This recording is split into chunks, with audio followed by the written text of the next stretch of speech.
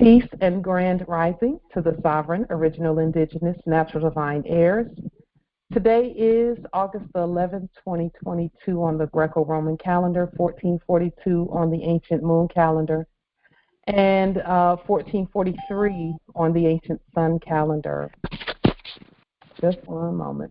I'm going to go ahead and put it in lecture mode just so that we can not have any background noise or any foreign activity going on in here.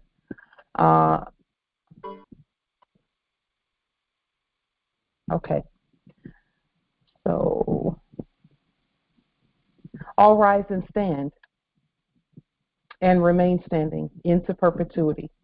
This is a sovereign, living, ancient Al-Moroccan, Moorish American Article 3 court action. We are the sovereign living justices in capitis diminution nolo, in red ink, in propria persona sui juris, in proprio solo, and in proprio heredes. I am sovereign living justice Pauline Denise Ritchie. My free chosen sovereign appellation is Light Tajiri Bay. Both are in capitis diminution nolo, in red ink, in propria persona sui juris, in proprio solo, and in proprio heredes. All Moors are the original indigenous, sovereign, ancient Al-Moroccan, Moorish American descendants of the great pharaohs of Kemet and of the ancient Moabites and Canaanites. Our full faith and trust, our allegiance, our credit, and our energy are hereby vested in ourselves, for we are the people who are the original indigenous, ancient, natural, divine, Moorish American Al-Moroccans. We are the de jure Moorish National Republic federal government. Just one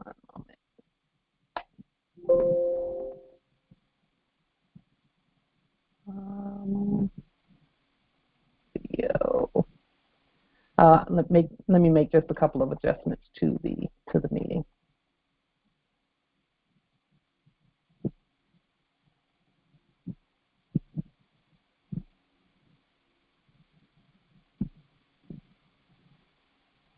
Okay. I just want to mute some of a little bit going on in the chat. Just one moment.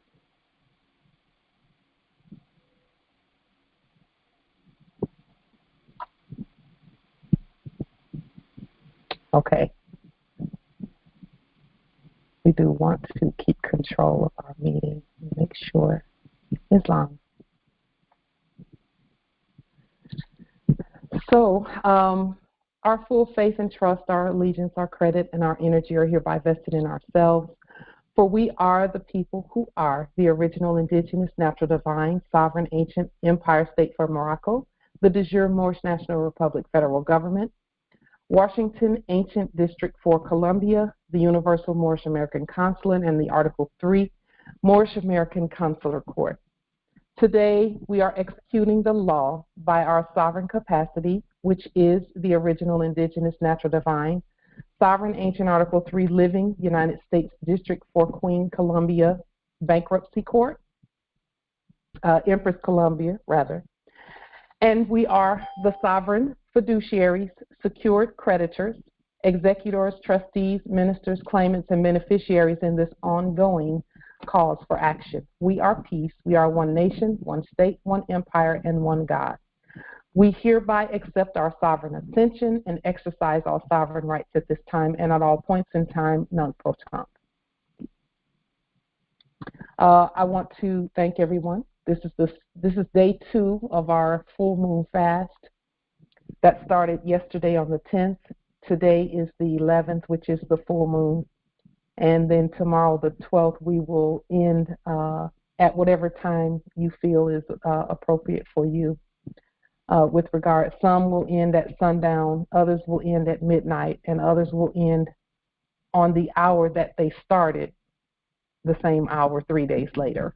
So with that being said, let's get right into what we're going to be, the actions that we're going to be taking today. I'm going to put a link in the chat, and I'll also put that link on the on the screen for those who can see the screen, and let me know. You should be able to see the chat. And if not, I'm going to link to this because it's important with regard to these bankruptcy proceedings that we know exactly that those that are bankrupt have always known they were bankrupt, okay? And not only have they known they were bankrupt, but they also, what they've done is they have been previously passing their bankruptcy off on the people. And in the past, before we woke up, these bankrupt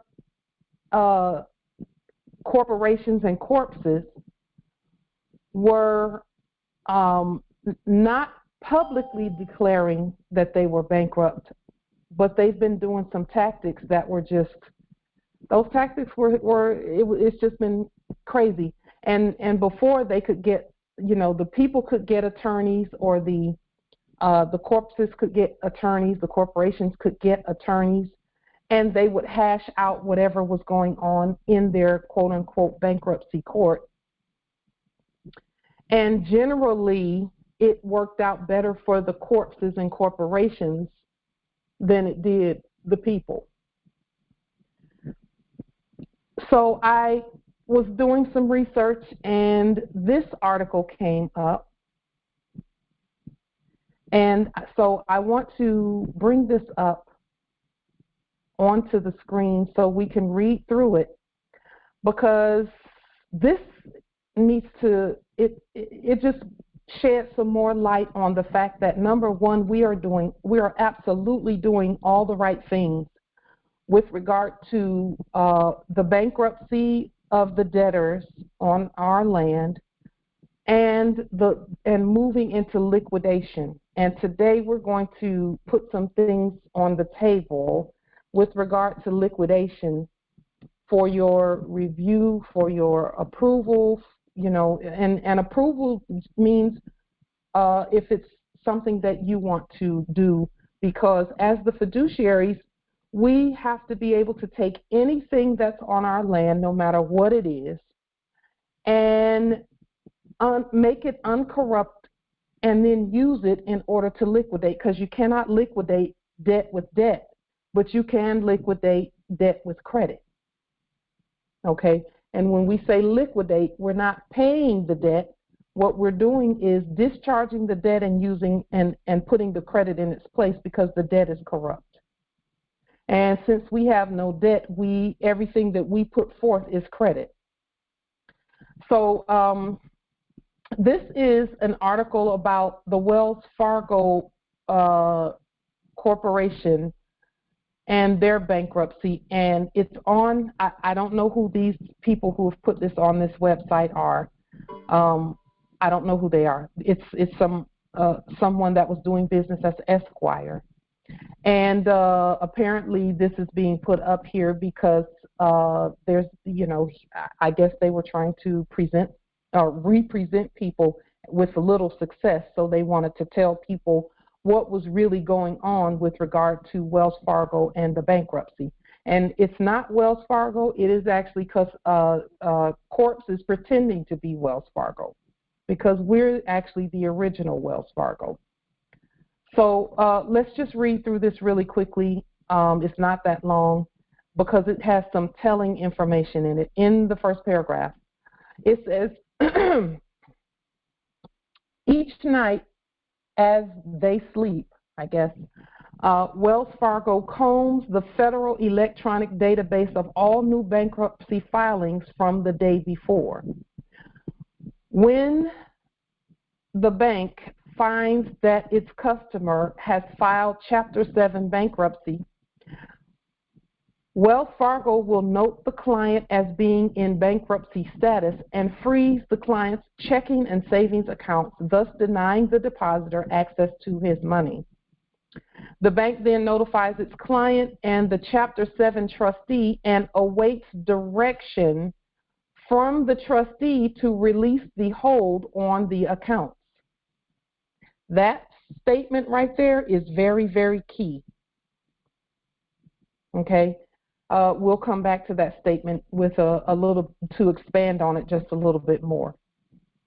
Most bankruptcy attorneys, it goes on to read, most bankruptcy attorneys will be tempted to immediately file for a violation of the automatic stay imposed by subsection 362A of the Bankruptcy Code, specifically subsection A3, which prohibits any act to obtain possession of property of the estate or to exercise control over property of the estate.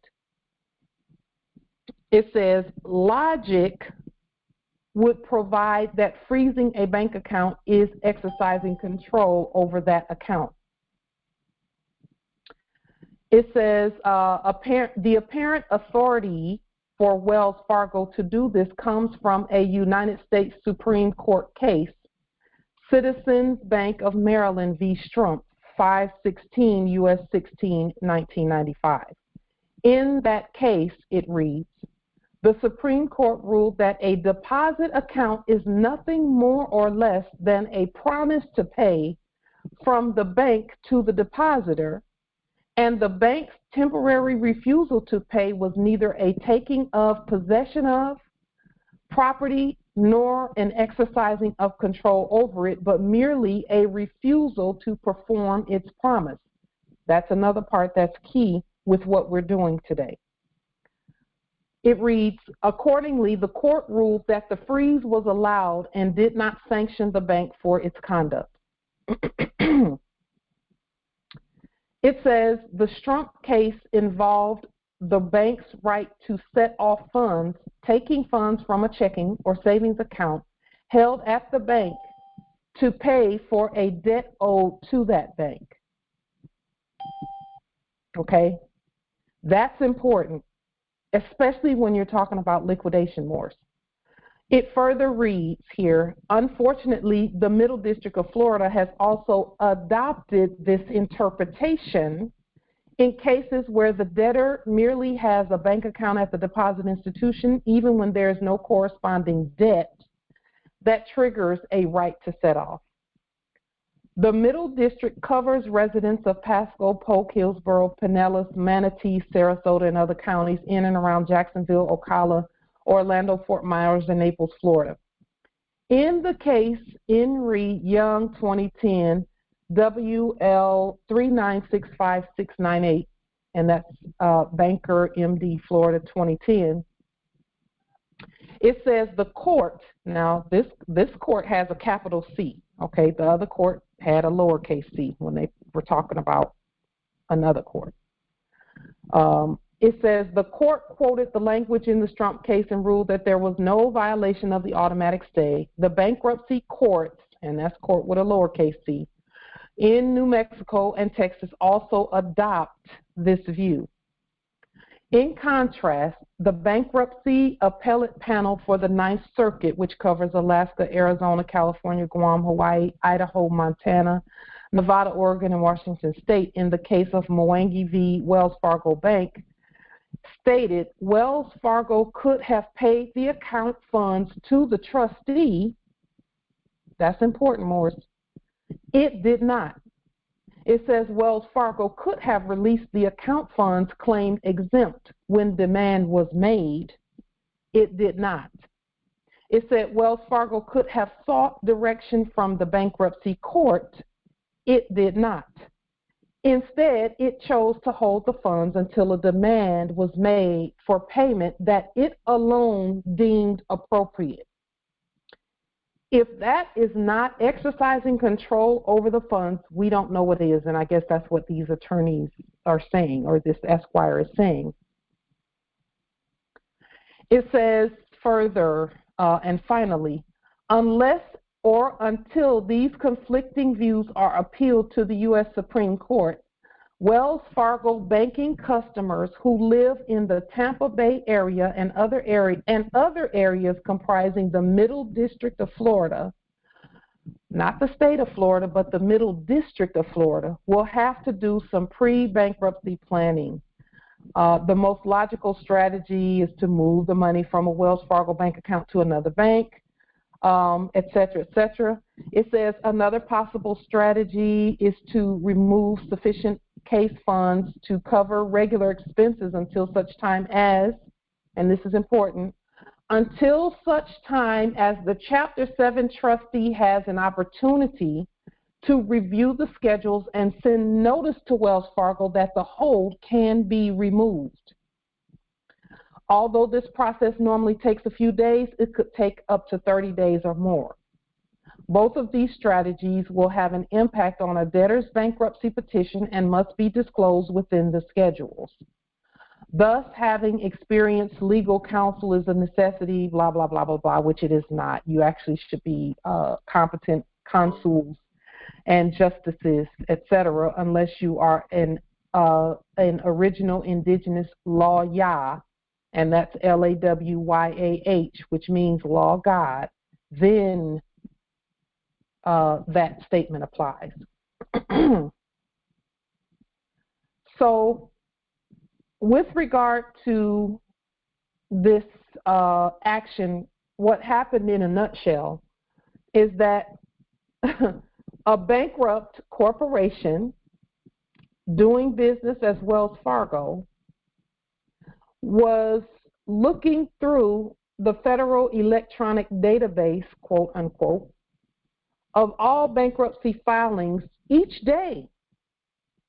And whenever they saw a match between someone who brought in a deposit and someone who had filed bankruptcy, they would automatically, immediately freeze the account. Now, mind you, they're bankrupt. But the only reason they were doing this, it says it in here, that the trustee had to give the command, and it says awaits direction from the trustee to release the hold on the accounts. Who is the trustee really? The trustee is the Moors. And that's why corporations and corpses have felt so bold to do the things that they were doing in the past of just swiping people's resources. And no matter who, what, when, where, no matter what quote-unquote court spoke, they simply ignored, because they know that they're bankrupt and we are the court that needs to give them commands. And when we give them commands, we are the only ones that they will listen to because they don't have a choice. Okay, those are our resources that they've been using to even set up a sign that says they're doing some type of commerce. So further, they have been going even further, you know, once they were able to get past the quote-unquote courts. And again, that just proves that they have always known that those are not real courts, that we're the real court. So once they were able to just say, we don't have to do what you say, basically, is what they're saying. That until they hear from the Moors, then they have to do as commanded, because the Moors are the true trustees and fiduciaries. So, and then a little further down, for those who have put fiat in the banking system or sovereign credits in the case of those who have terminated the corporate contracts, for those who have not terminated corporate contracts, for those who have not done that, a deposit account is nothing more or less than a promise to pay from the bank to the depositor. And what Wells Fargo was doing was saying, well, we're not exercising control over the account. We're just refusing to pay our part. Well, what gives them the nerve and the authority, because they have to have authority, But you'll notice here at the beginning of this statement, it says the apparent authority comes from the United States Supreme Court, and we know we're the real Supreme Court. So we have to speak to this, because any fake courts that have spoken previously, it has nothing to do with anything. We have to speak. And so accordingly, what Wells Fargo was saying, for those who are familiar with trust law, and most Moors are familiar with trust law to some degree, and some to a very high degree. Let me make sure I include those who are, who know way more about it than, but we all know together. So what they're saying here is that those that were previously doing business as Wells Fargo were saying they're just going to refuse to pay. Why? Because a real court had not spoken and said, you will pay.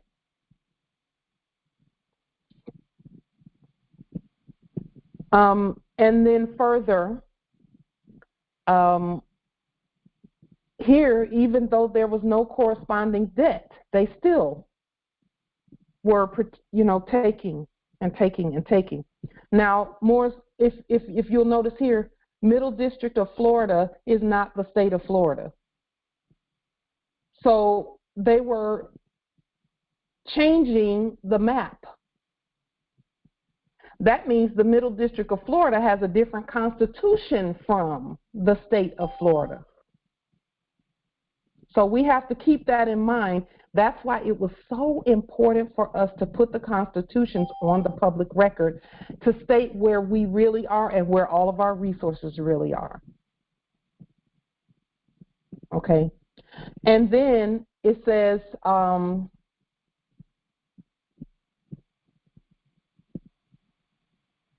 other quote-unquote courts.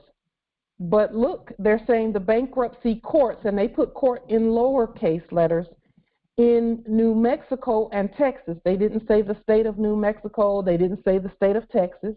They said New Mexico and Texas. It says, in contrast, the bankruptcy appellate court, some other court here, supposed court, stated that Wells Fargo could have paid the account funds to the trustee. It did not. Why did it not pay the account funds to the trustee? Because the trustee, and this trustee is in all lowercase letters, which means it's the people, the Moors. We need to speak to all corporations, and actually it's not corporations because they're leaned, and that's why the language in these articles is changing. So they're not saying state of this and state of that. They're saying now district, middle district, and they'll just say the one word states. And so it says Wells Fargo could have paid the account funds to the trustee. It did not. The true trustee had not given a command. So we must give the command to all of our resources on our land who are custodians, okay? In other words, those custodians in the office of Wells Fargo were holding it, saying, we have custody of this, and there's no duty to perform because we've not heard from the real trustees. There's no duty to pay the people anything, and they weren't really paying them any real money anyway. They have to hear from the real trustees. Why? Because the real trustees actually have to give them what they need to pay the people in lawful money. Even though, and see, again, corpses have no rights, okay? Dead corpses have no rights. So when they put that, what they thought were resources into the bank, and the bank said, oh, we have a gift here. We're not going to give this back. We're going to hold it for the real trustees so that the real trustees can give competent commands about what it is we're actually giving back or giving to the trustees. So that is the purpose. That's one of the many purposes of these bankruptcy proceedings. And what we're doing is all of the custodians are looking for direction from us. They're looking for commands from us. And so that's what we're going to continue to do, is put commands out. But when we put the commands out, we're not just speaking to Wells Fargo. We're speaking, because we are Wells Fargo, we're not just speaking to the custodians in the office of Wells Fargo or the custodians in the office of the Middle District of Florida. We're speaking to all custodians in the office of, okay?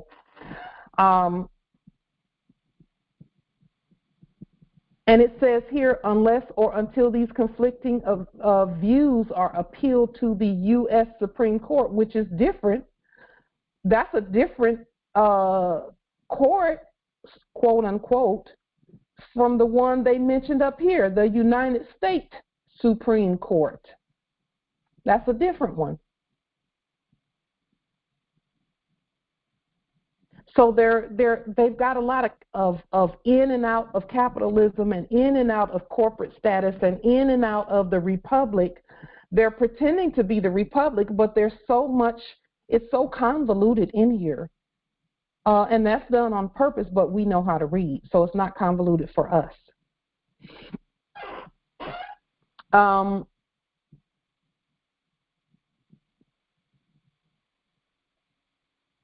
What it says here, Wells Fargo could have sought direction from the bankruptcy court. It did not, because it did not recognize any of those other courts as true and proper.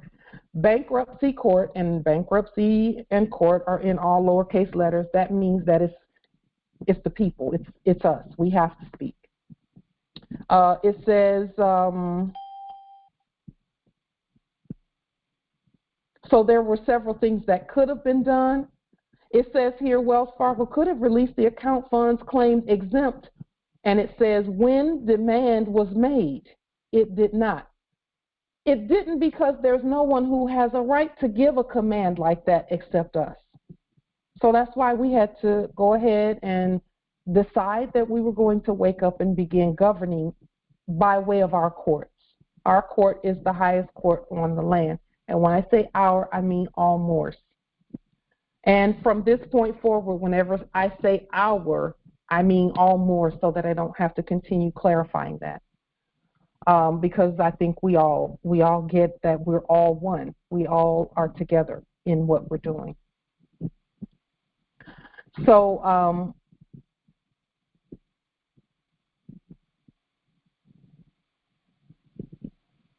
all of the remedy for the people is waiting on the trustee to have an opportunity to review the schedules and send notice that the hold can be removed.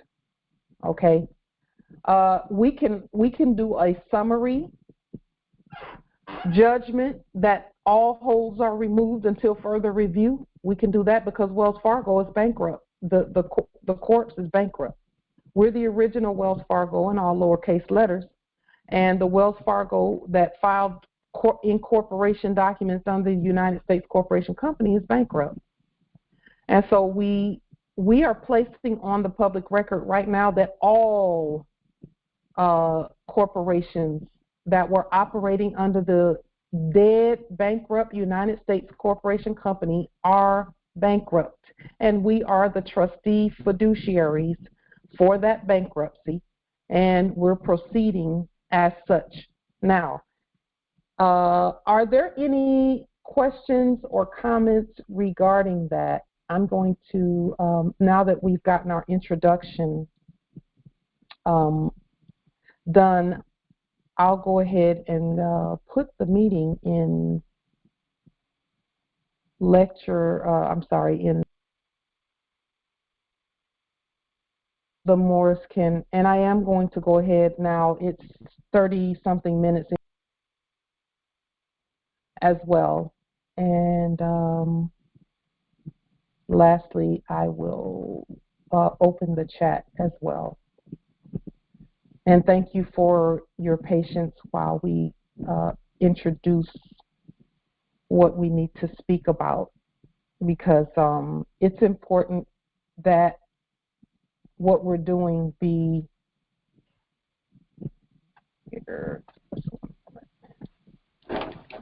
Islam. Are there any questions or comments or anything that you noticed while we were looking at this document or this writing, this reproduction, I guess?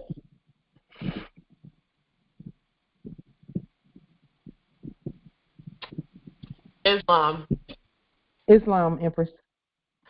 This is Natalie from Khalifa Territory. The only thing that stood out to me was at the bottom. It says that they don't know when Wells Fargo is going to change their policy. And I took a little bit of business law in in college, and one thing that they said in the first semester was that policy is not law. Policy Correct. is not law. Correct. Yes. Islam. And so I had an incident where I bought some jeans from it was on Mission Street. It's not the main part in San Francisco. It was another district. Mm-hmm. And so these are privately owned businesses. And I bought some jeans there. And I went to return it because they didn't fit. I didn't try them on when they got there. It didn't fit. So they pointed at the register, tapped on it, and said, "See what we wrote right here? You can't return it." And I said, okay, now everybody is able to return. Because I'm sure that you go down there and shop at Macy's just like I do. You don't just shop there. You go and you appreciate the fact that you can return some stuff. Mm-hmm. You're going to point it. And so I said, no, I'm getting my money back. And so I was very adamant about it. So then they was like, okay, so you got to go to another location to get get approved to get your. So I did all that. But I'm saying that to say that once you do know law, that stuff like that sticks out. Yeah. And people will try and pull that on you and say our policies, that's not law. No policy. I didn't care if they was going to call the police or whatever, because that's not law. Mm-hmm. So yeah, that's what stuck out to me. And I just, while we're going through this, and as we learn and grow, that kind of stuff, you just dismiss it because they're not saying anything. Wells Fargo's policy doesn't mean crap. Mm-mm. I mean, it's law for us when we are the authority of Wells Fargo, But yeah. Policy, I think policy is for citizens and to keep order. That's what I think policy is for. However, anytime that policy comes in conflict with the Constitution and the sovereign status, Article 6 says all laws made by the state to the contrary of this Constitution and its treaties is notwithstanding. Right, yes. So, yeah. Well, yeah, you're going to see a sister get a little belligerent if she don't get her money. because I know different stuff. And you can bring any policy in force you want. I'm getting my money. So it has to line up if they're going to do it, I'm so glad we have the law that we can push that Constitution forth, and so we don't have to get belligerent, Empress.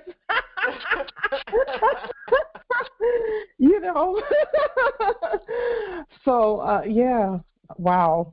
Islam, Empress. So what's sticking out to me right now, excuse the noise outside, I'm sorry. It says both of these strategies will have an impact on a debtor's bankruptcy petition and must be disclosed within the schedules. Now, when I saw the word schedules, I studied trust law, and schedule is like a Schedule A, and a Schedule A is where you put your inventory of what you are protecting in your trust, right? And it says both of these strategies. So which strategy? There's two then they're speaking of. So it's their dead versus our living. Those are the strategies that will have an impact on their debtor's bankruptcy petition and must be disclosed within an inventory list, a schedule. Thus, having experienced legal counsel is necessary when making a determination whether bankruptcy is the best option. Well, they don't have an option because they're already liquidated. And then it says, well, this is what Empress has mentioned, or we could try to get Wells Fargo to change their policies, and they don't have Angel policies. Bay, shut the fuck up. You didn't get your car, Angel Bay. Just shut the fuck up. Nothing. Just a moment. Go ahead, Empress. Is I can't see the screen now. There we are. And so, is it on there now? Can you see the screen? Yes, I can. Okay. Yeah, that's all I had to point out. Mm-hmm. So we can look at this from several different perspectives. We can look at it from the perspective of the Wells Fargo in this article was acting as if they were the creditor.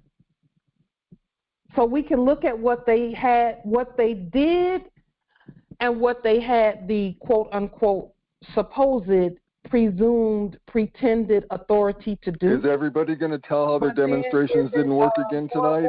We want to hear about all your failures again. That they need to, or is there some other, we're looking at what they're doing. We can look at it also from the perspective of how Wells Fargo responded to quote-unquote courts when those courts were not even valid.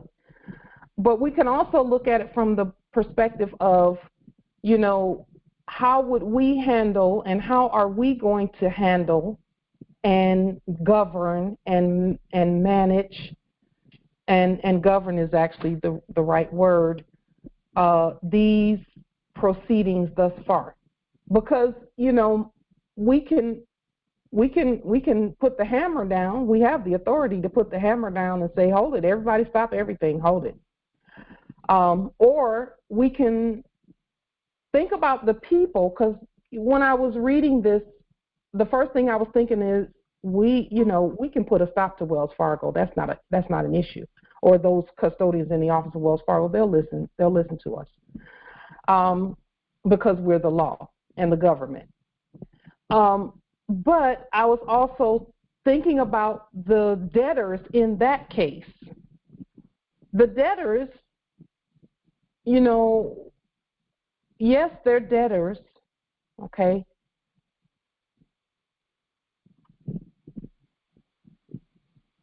They're debtors, but some debtors, because see, when we were asleep, we thought we were debtors. We thought we were.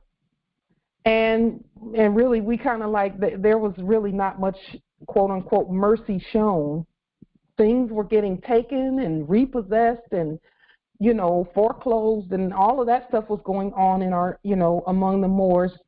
And in some cases, it still is for those who are not fully awakened to the fact that they're the creditor. So as we proceed, we do need to just take a look at using our better judgment in terms of how we proceed further. What we don't want to do is harm the people. And we have to also realize that the people are the ones, some of the people, well, and I can't even say some of the people, but some of the people are the ones working at places like Wells Fargo, quote unquote. So we have to think about all of that as we proceed, because yes, we have the authority to walk softly and carry a very big stick. Okay, but I wanted us to just take a look at it from all perspectives. Is Wells Fargo wrong for what they're doing? Yes, they are. That's not right. It's not right. Because Wells Fargo knows that they are also bankrupt. They just were cutting up like little children while we were asleep. That's putting it in a very anthropomorphic terminology. They were actually cutting up and acting like children, while we were asleep. And so now that we're awake, it's our time to put order to everything that's going on. I did a demonstration recently with the custodians in the office of Wells Fargo. And after that demonstration, I realized, and the ancestors made it clear, they've made it clear before, we've told you about it, about resigning anyone doing business that was previously custodians doing business as CEOs and all that. We have to resign them all, every one of them. But when we resign them, we have to give instruction as we resign them. We have to give instruction to the custodians that are there under our authority. So, I put out quite a few of those resignations, and now I have to go back, look at the resignations, and then give instruction to those who are. But the best way to do that, and I said but I really mean we have to give instruction, because I'm not doing any of this by myself. So we can put on the public record instructions for everyone, for all those custodians to return the accounts to the people. And I thought about like the citizens, and I thought, well, we could have them return everything to us. We're the trustees. I thought about that too, but what came to mind almost instantaneously is this. All of us have people that we love who still think they're citizens, who've been wronged by corporations, who've had things taken that they did not, that really shouldn't have been taken had their sovereign status, had they known what we know now. And they still think they're citizens. So if we, and this is just something to think about as we move through these, because we will vote on everything that we do. We should, instead of telling them to return it to the trustees, we as the trustees can say return it to the people. And I was thinking actually about the Moors who have maybe a grandmother or a grandfather or an heir or a brother or sister who does not know anything about Moorish science. They don't know anything about their status. They think they're a citizen, and that's just and they're comfortable thinking they're a citizen. We want them to have remedy too. We want them to have remedy too. But again, Moors, I cannot make that call by myself. I think we need to make it together, and that's not even I think. We make that call together. Of whether we have everything returned to the trustees or whether we have everything returned to to those that it was taken from, who have a right to have it. Because I'm just thinking about if my aunts were still in this dimension, they don't know. They were in the sleeping age where they were born right after the sleep. And, I would not want anyone doing business as Wells Fargo to freeze their account just because we didn't do the right thing because this really is all about us and the money system. It's all about us and the money system. We don't feel any guilt about that because we don't do guilt and we don't do feelings and all of that. We do facts and law first. And so, we needed to overturn the tables of the money changers, and we are going to continue that tonight. And then make sure that the people on the land, even the citizens, according to chapter 29 of the Holy Quran, of the Circle 7 of the Circle 7 Holy Quran of the Moorish Holy Temple of Science, we ensure that everyone in our empire is taken care of. And some may have an objection to that just because, there are some foreign, or some modern Europeans or whatever, or some that you consider foreign, I think that, and I'm just putting this on the table, I think that in the interest of the Moors who have parents, grandparents, brothers, sisters, heirs, who need their stuff returned to them, that we just do it for everyone, all the people. And when we do it for all the people, it's going to get every single heir that needs to get, whether they think they're citizens or whether they know they're Moors. Islam. Can I say something before you get too far along? Sure. Wells Fargo, I did a little research on them. They called us the mud people. They contributed greatly to our communities being genocide, and when they come in and break the communities down, move the jobs out, move the stores out, and then the modern Europeans, they move out with the jobs, but they already know where the jobs are going. They played a strong role in that. They sold a lot of our properties, bundled them up, and just got rid of them. They are criminals, and they needed to be treated as such. That's all I have to say about Wells Fargo. Thank you. Islam. So I'm going to be I'm going to be blunt. If we had stayed in our proper status, none of that would have happened. Now, Justice Sharif, please don't take this personally, because I had to have this same conversation. I have it regularly. Moors, y'all know I love you. And when people preface what they're about to say, what they love you, they're going to say something. I will say this. The ones that I have heard speak like that, and Justice Sharif, I love you too. So let me just preface that. The Moors that I have heard speak like that do not, have not let go of the fiat.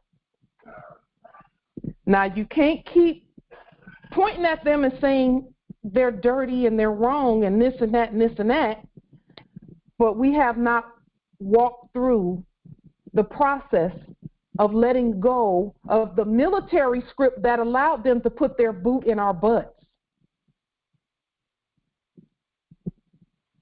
Because, see, it's one thing to be mad at them until their military script comes through. And then everyone forgets that they're mad and this is military script and you're giving them permission to come because you're using their script. Islam, Empress, not to go back and forth with you on this. However, I'm paying my rent with Delarium, and I've put the sheriff's office, the mayor's office, is on their record, and I gave them law along with it, and I'm not getting any rebuttal from them. However, I do pass some military script to those that I have not leaned yet or put the affidavits and the law to them with the Delarium. I'm working on that. I'm working on a lot of stuff. Nevertheless, if I had a prepaid card in the bank account and everything else with Delarium, I still wouldn't give Wells Fargo a pat on the back. Delarium, being able to steal Delarium doesn't change what they did. I'm sure if my ancestors had stayed on their job, okay, this wouldn't happen. But nevertheless, it did happen, and it is what it is. That's all I got to say. Islam. We hear you. We hear you. We hear you.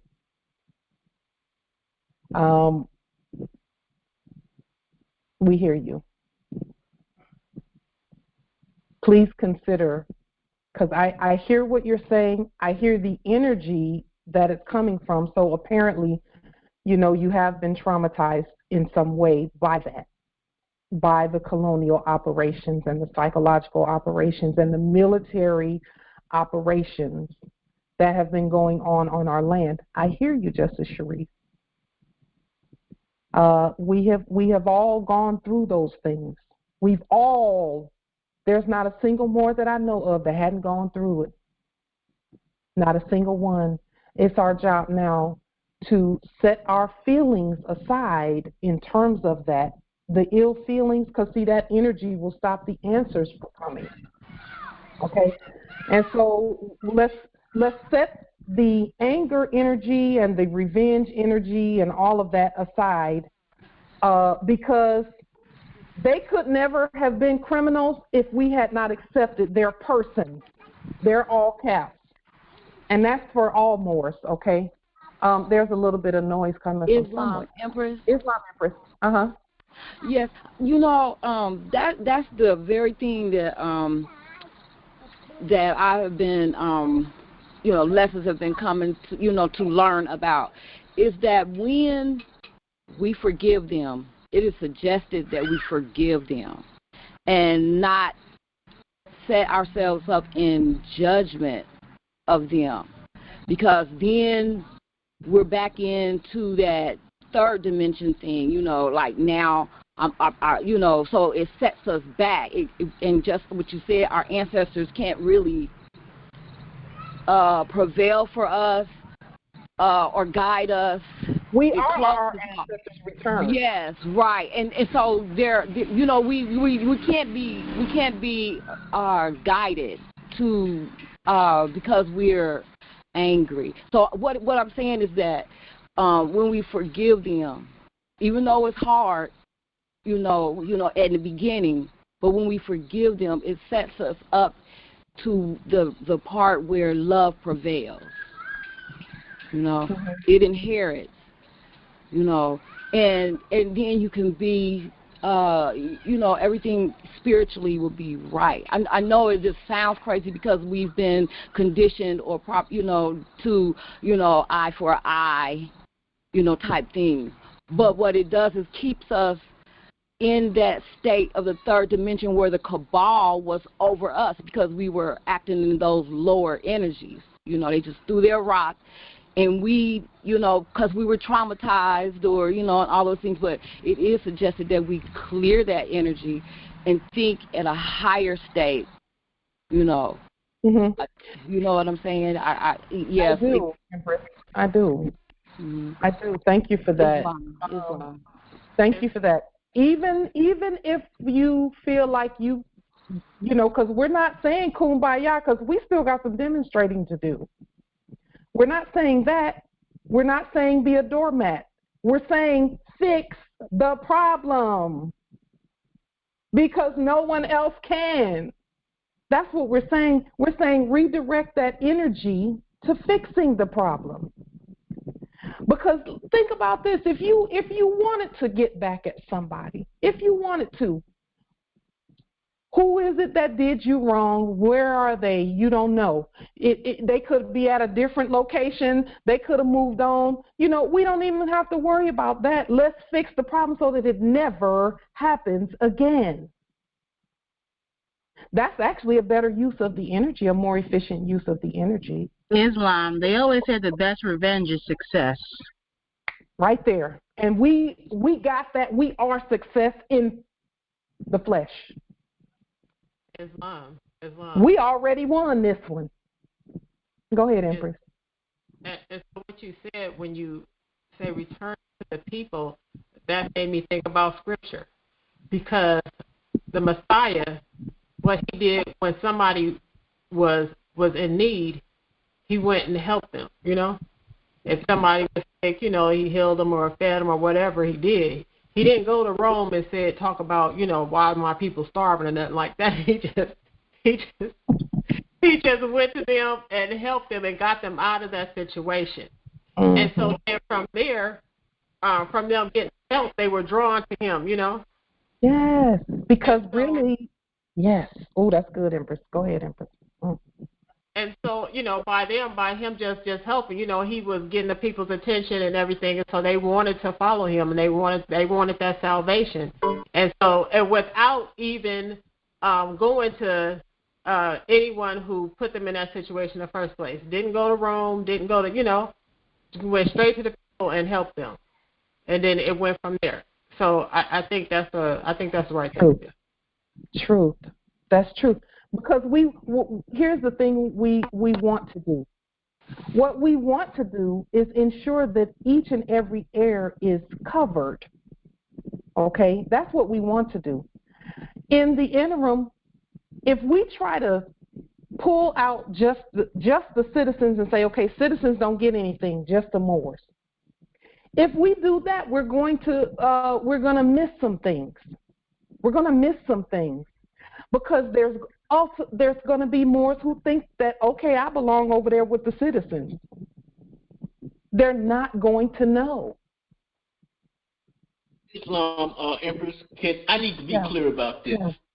Empress. Okay, and we don't want to spend too much time here, Justice Sharif. We don't. It only takes a second. Okay. I see myself as the law personified.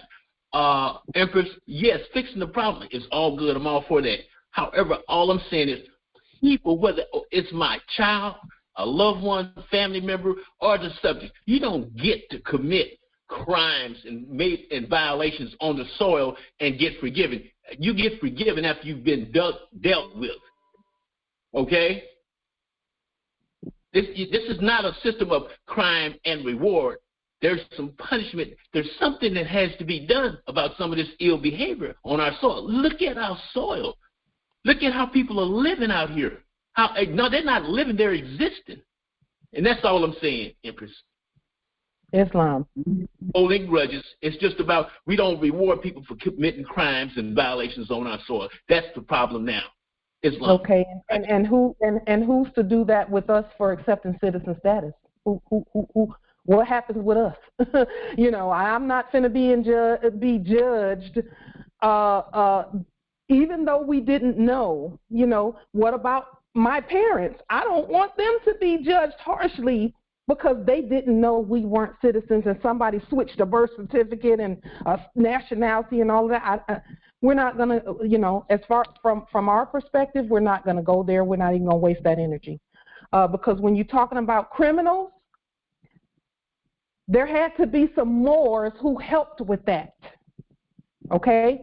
So let's just, and some of those might be some of your direct ancestors, and et cetera, which might have, if your logic was correct, it might put you in line for judgment because you're directly from them.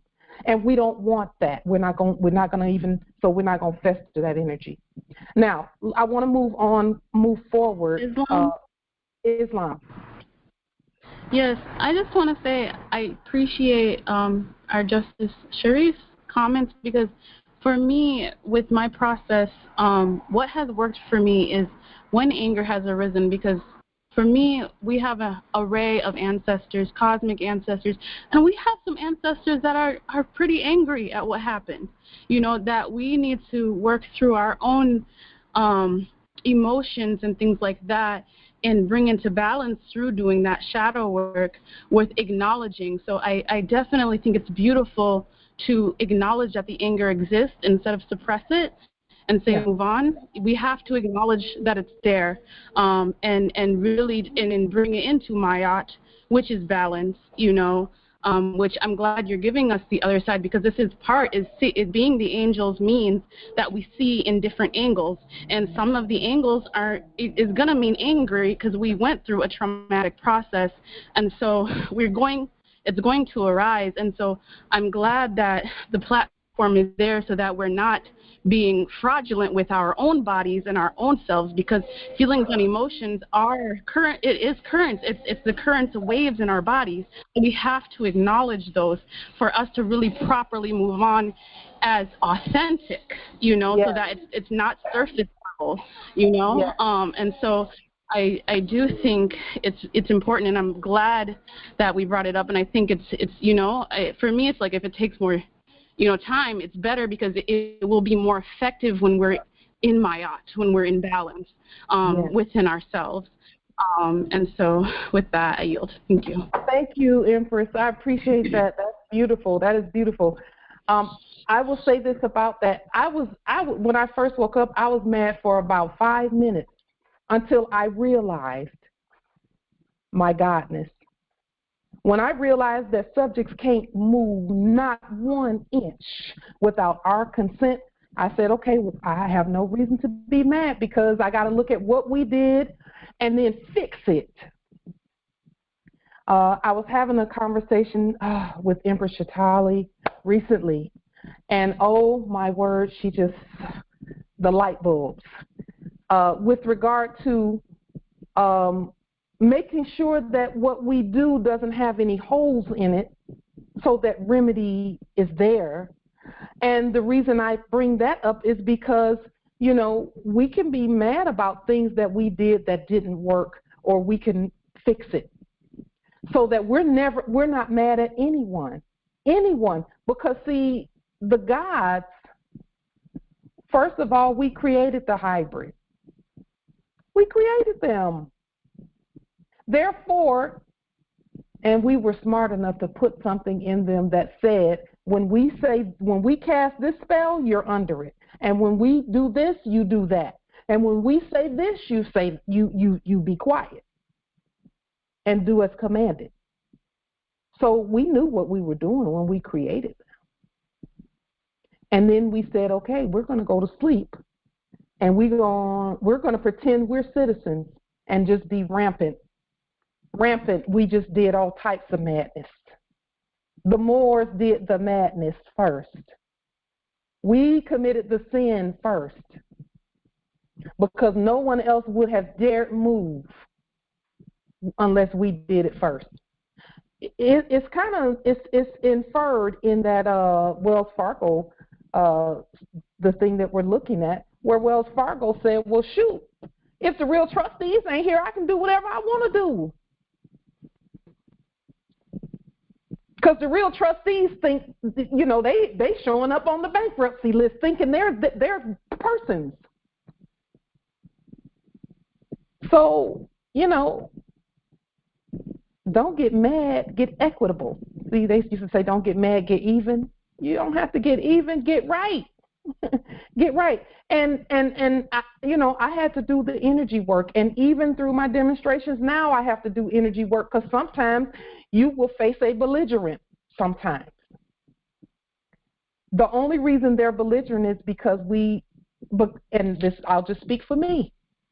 The only time I've had to deal with a belligerent is if I said something that was outside my godness or borderline on outside my godness. But when I'm like, and that's why I'm so grateful for this fast that we're on, when I'm in my proper person, I'm always that. But sometimes in our nervousness, when we don't get the reaction that we want to get from them, we will say something back. Like, a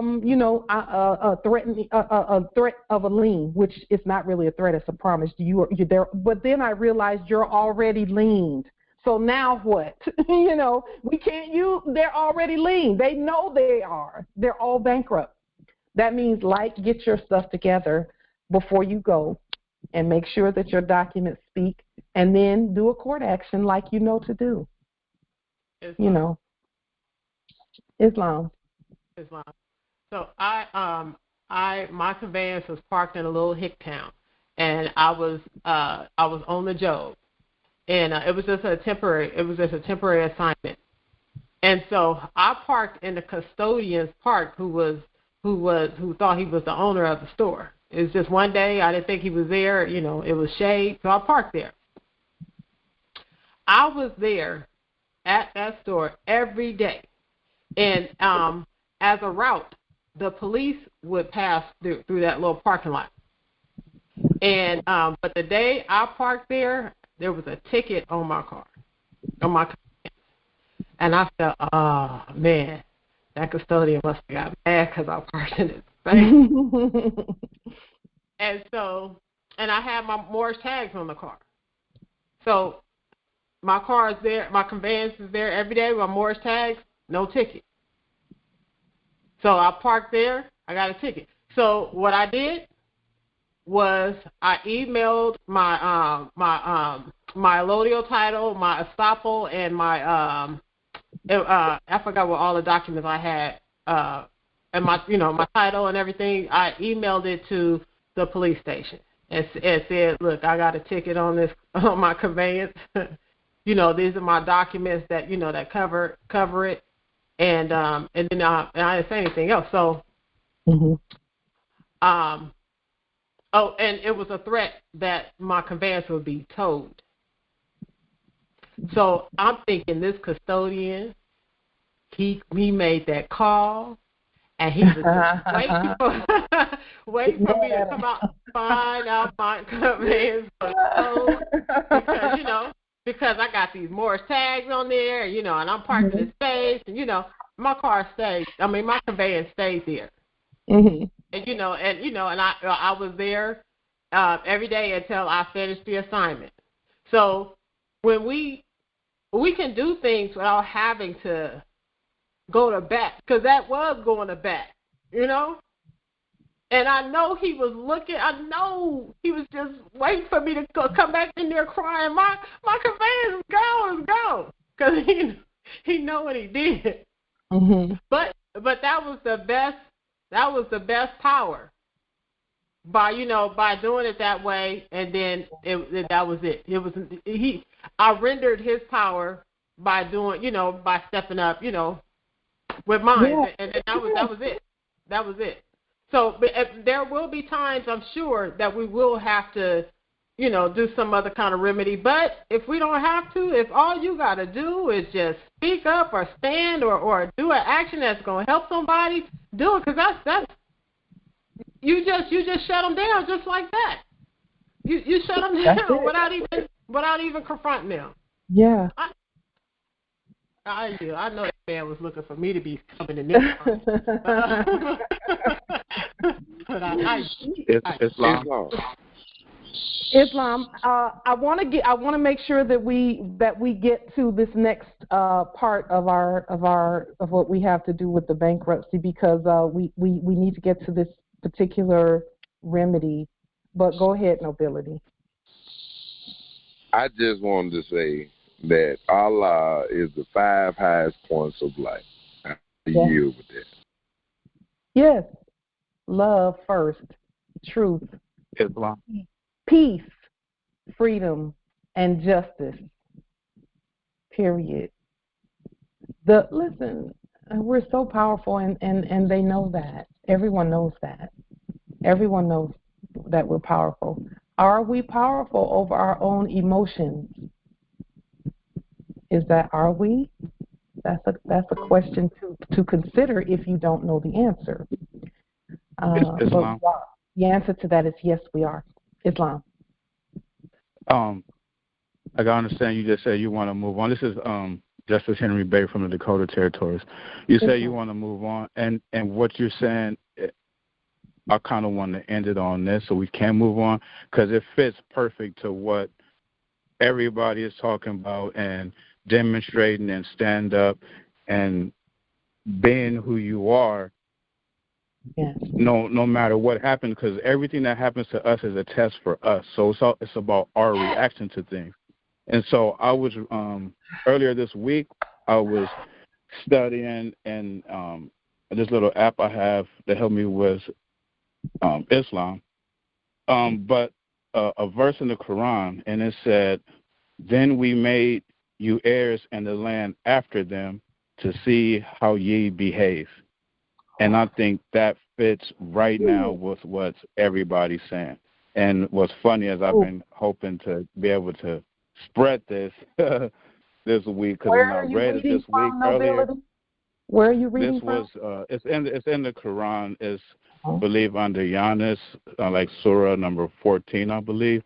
I can I'm reading it on the app. I'm not in the actual book, but it says, Giannis 10:14. Yunus, YUNUS, in parentheses 10:14.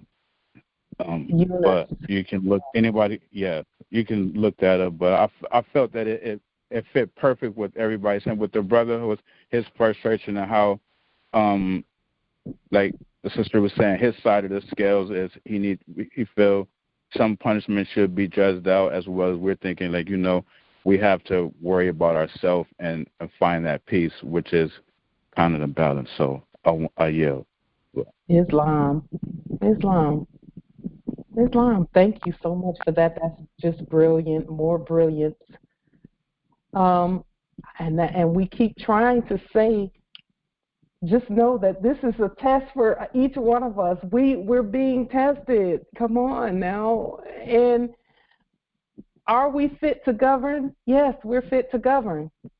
Do you need a red button? How they, press the button and the nuclear bombs go everywhere? No, we don't need that. Governing is setting aside any biased feelings and all of that, and governing fairly, justly. Just is a better word. Just is a part of justice, one of the 5 points that our brother just mentioned. And no one can stand at the judge's, podium and be angry like that, and mad at them. And when I say like that, I mean, like all of us at some point have felt angry. We can't do that. We can't do that. We actually have to work through it. And our meditations and things like that help. But let me tell you what helps too. Competence, like just Empress Chitali was just saying, Vizier Chitali, send the law. Clear the energy first and then send the law. So, it's up to us. We're the gods. Nobody can do anything unless we consent or assent to them doing it. We have to keep that in mind, that, they're subjects. They're subjects, period. And they cannot do anything unless we say so. With that being said, I want to thank you so much, Justice Henry. Oh my, that's just beautiful and brilliant. I wanted us to, are there any other questions or comments regarding what the topic, that, because it's leading into the next part of this? Okay, so speaking of remedy, now, I have some questions that I want us to just discuss briefly before we go into this, as we're moving into this next part, because the questions pretty much set up the presentment that we're going to put before you, because it's a presentment that a year ago I would have never even thought about. And I have not heard anyone say anything close to the presentment that has been given. So, speaking of remedy, as the fiduciaries, as we move into this next piece, we have to know that according to the federal rules of bankruptcy procedure, the court gets to determine what the remedy is and how the remedy is put forth for the bankruptcy, in terms of getting relief to the people with regard to the debt and the debtors. Okay? For every debt, there is a counter credit. For every credit, they tried really hard to make a counter debt. In other words, like in accounting, You have two sides to the ledger. There's the debit side and the credit side. And when they match, that means that the books are balanced, right? So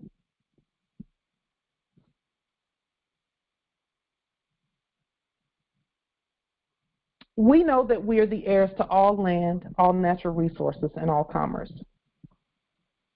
We also know that everything that we produce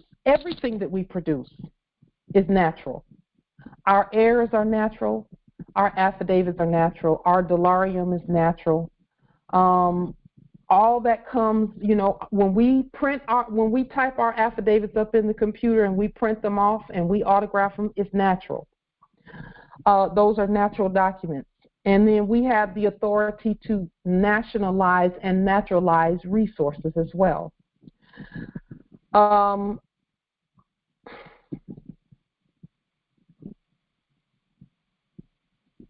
We know that we're the fiduciaries and trustees and creditors for all commerce and for the bankruptcy that's going on.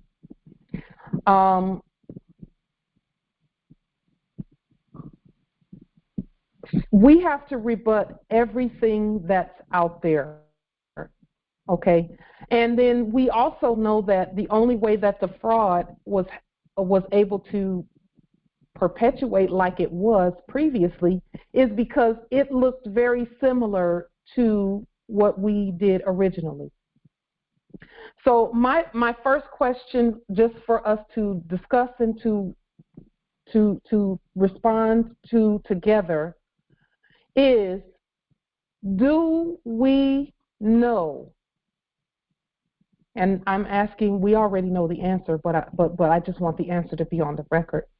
Do we know that fiat is counterfeit money? Or fiat, counterfeit is a counterfeit financial instrument. Do we know that? I would love to hear some responses on the public record. Islam, Maurice Lloyd L., Alabama Territory. Indeed it is. Do we know Islam? Islam. I said Angela Bass, Ohio Territory. Yes. It's counterfeit. Empress Cynthia, we heard Empress Angela. Mm-hmm. Go ahead, Empress Cynthia. Right. Yes, I know the history of their money. I am 100% certain that it is counterfeit. Islam. Okay, Empress Cynthia, how do you know that it's counterfeit? And I'm just asking, what told you that it was counterfeit? Well, because it does not come from the original people. Anyone who is fake to this land and they haven't been on the planet that long cannot have anything that is original. And only the original people who have been here forever, it all belongs to the original people. The fake people can only make fake things. That's how I know. Islam, indeed, we affirm. And also, Islam is not backed by any natural resources. Islam, we affirm. Islam. And I have yet to find any contract that we, the indigenous people, Moors, government, gave to them for them to do that and create the fictitious currency. I've yet to find it. Islam. Thank you, we affirm. Islam, Empress. And in studying the history of that Federal Reserve System, the corporation, when the families got together and started printing the money, they overtook everything. That's, we know that's counterfeit.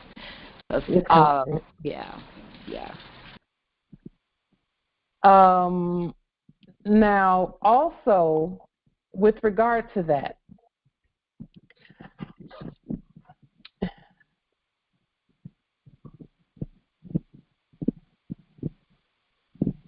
so we all agree then that it's counterfeit, that theirs is counterfeit, right? Is there anyone who disagrees that the fiat is counterfeit?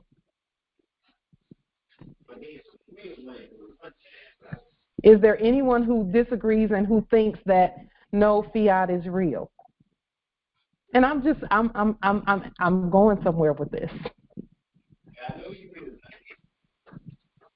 Islam. Okay. So, with that being said, Justice Sharif, were you saying something? Oh, I had my speaker on. Yes. No, yes, we heard you. That's good. You answered the question.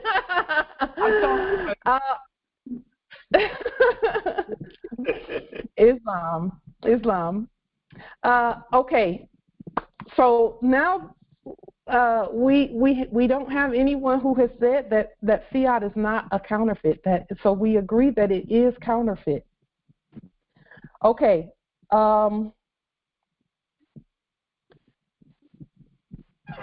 Every piece of fiat that was ever issued was issued, like Empress Cynthia said, from a dead corpse. It's a debt instrument. Yes. Yes. Islam, Empress.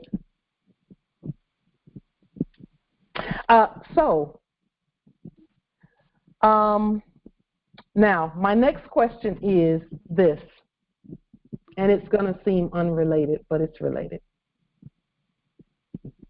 My question to you and to all of us is this, because I had the same discussion with the financial consuls that enlighten me and keep me on,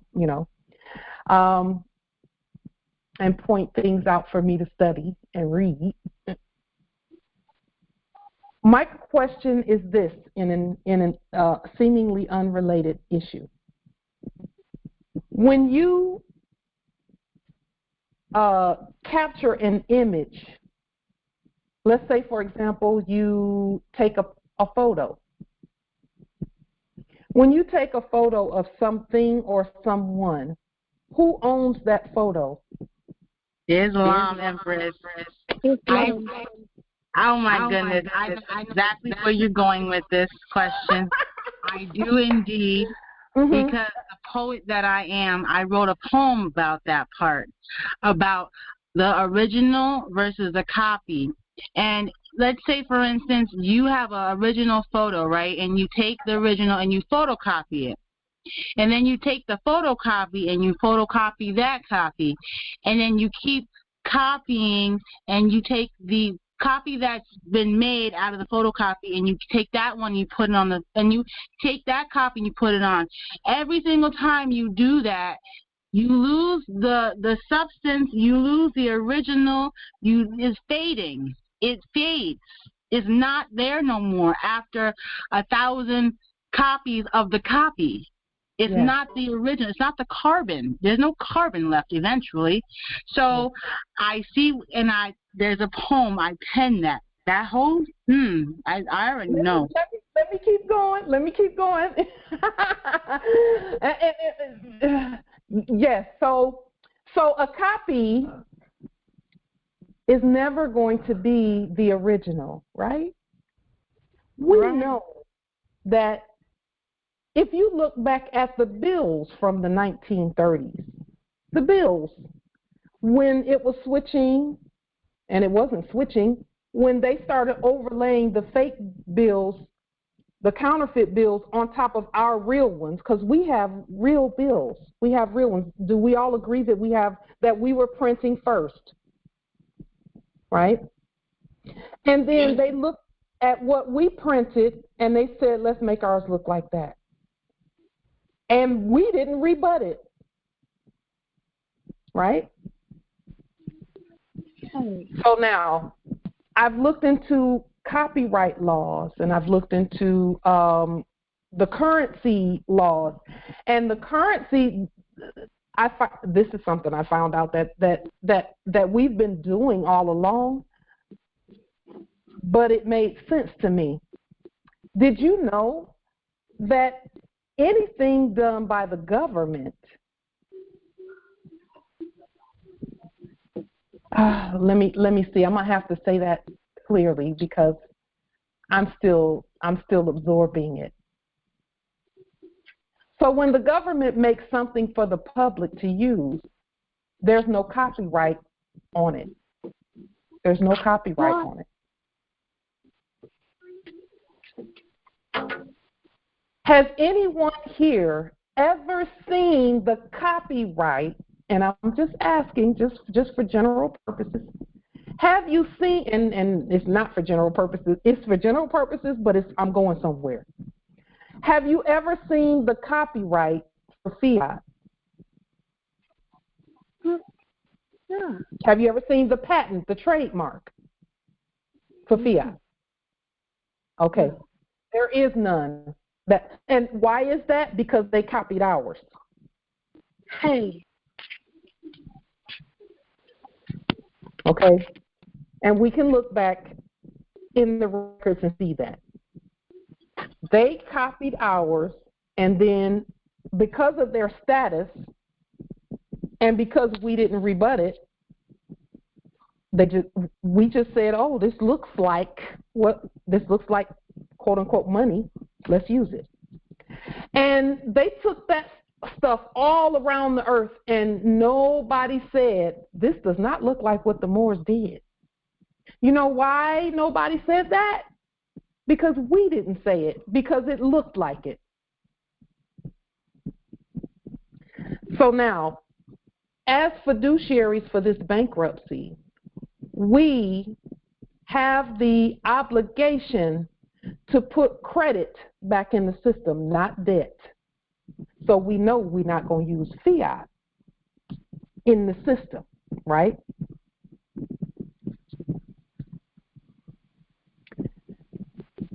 So again, I ask you to just think about this for a moment, and then I'll make my presentment of what I've done.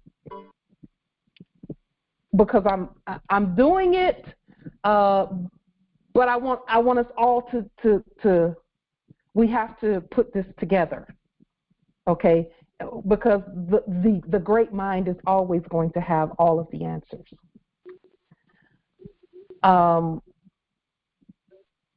So I ask you again, if I have, let's say, you take a photo of me. You took the photo of me. Do I own the photo or do you own the photo? That's a question to think about. I'd love to hear some. You took the photo with your camera and your film. It's of me, but you took it.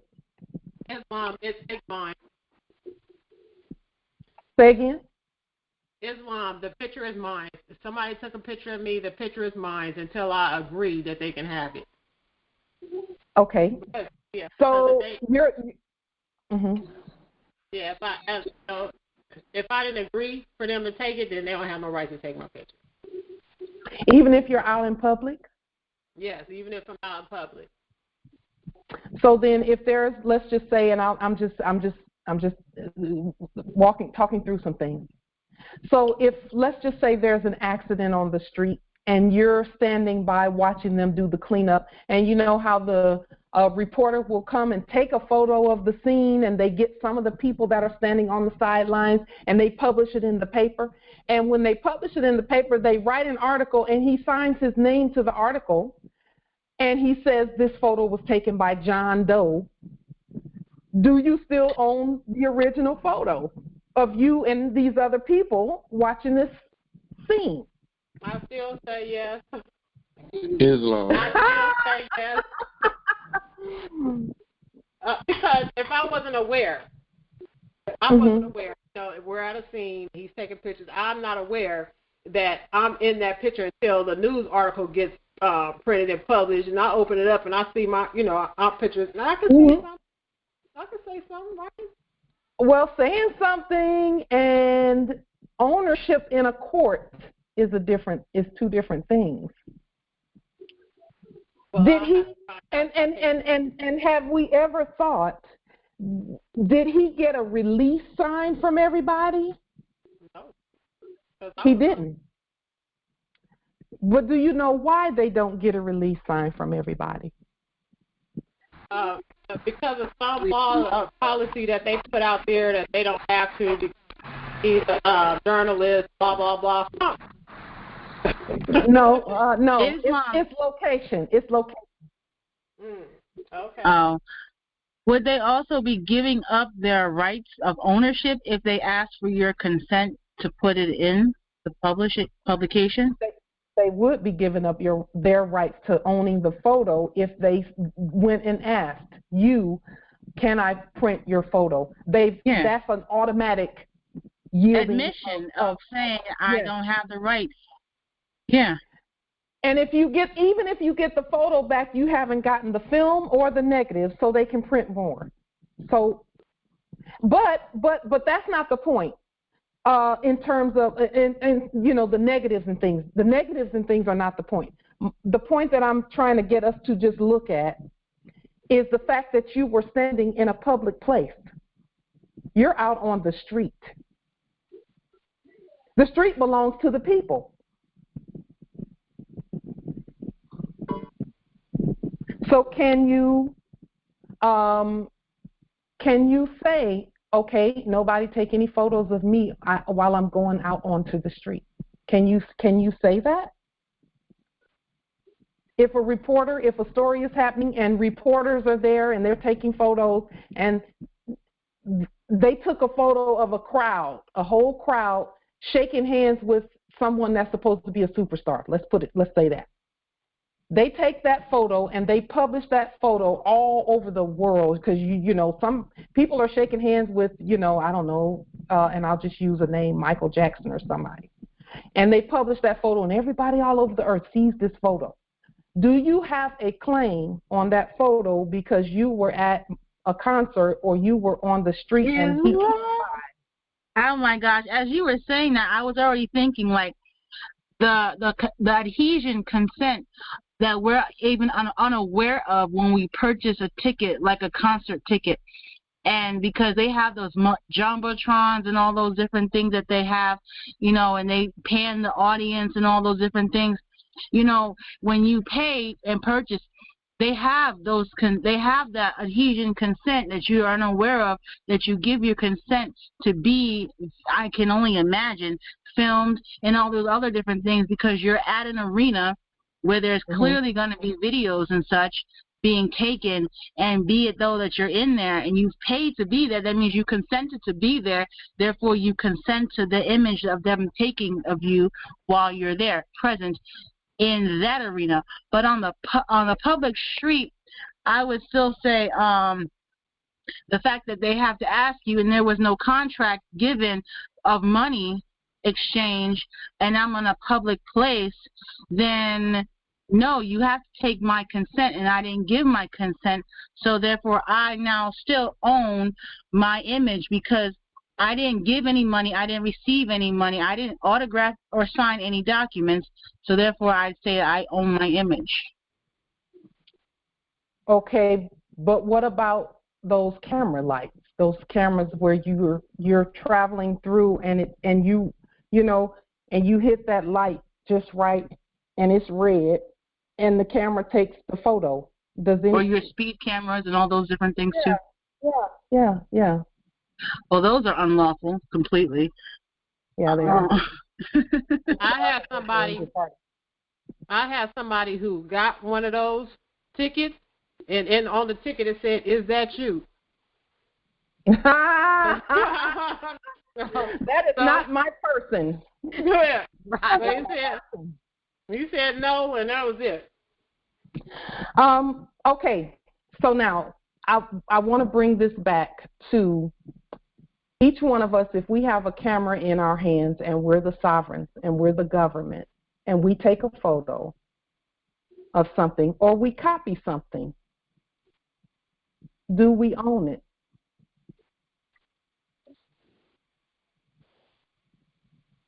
Yes. Would that go under the author? And we're the author of everything. We authorize. We, you know, we are the author. So therefore, we have the authority of whatever we escribe, write, or take picture of. Yes. So, for example, if you, there are some people who take parts of these videos and they put them other places, right? There and then all of us have gone out onto the public domain and copied. Laugh at you, Pauline. It's only because we want to laugh at you. And pasted something. Copied and pasted something. You know, when we copy and paste something on, you know, in the that we get a photo of someone or something off of the internet, do we own what we copied and pasted? Like if we copy and paste the law from the internet and then we print it out, even though we originally did not write that particular piece, do we own what's on our paper?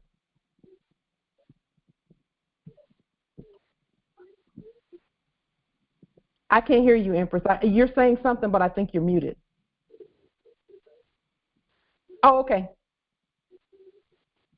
When we go out onto the public domain and we pull an image off the public domain and we put it on our documents, do we own that? Yes. Yes. Why do you say we own it? Why? Tell me why you say that. And reference a code, statute, law, rule, something, anything. Yep, I'll reference because I've been doing it. So, so she can do it, but nobody else can pull her photo off of Facebook and Islam Empress, I'm listening.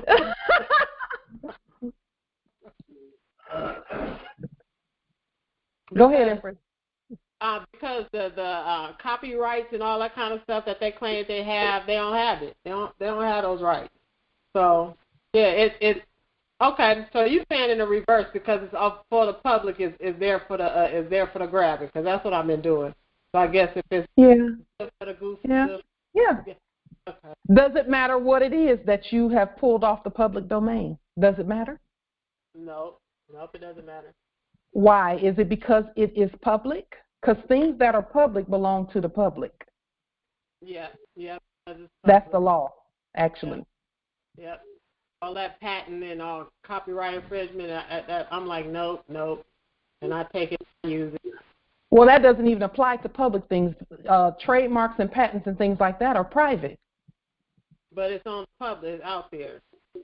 But if it's in the public domain, that takes it from private to public. Yeah. You know, so people can say, like, if you put something on YouTube and you say we don't give permission for anyone to, that's not going to stop people. It's not going to stop people. Because it's on they know it's the public domain. That's a YouTube thing also. They say this is the public domain. True. So, my point in all of that is this. We agree, number one, that whatever is that is for the public should be able to use. That's a general statement. For example, a public park. Everyone can use a public park. A public transportation was never supposed to be a fee attached to that, so we're going to have to get with that piece too to get that back to the people because that was never supposed to be because it's public. Public is supposed to be prepaid. Okay?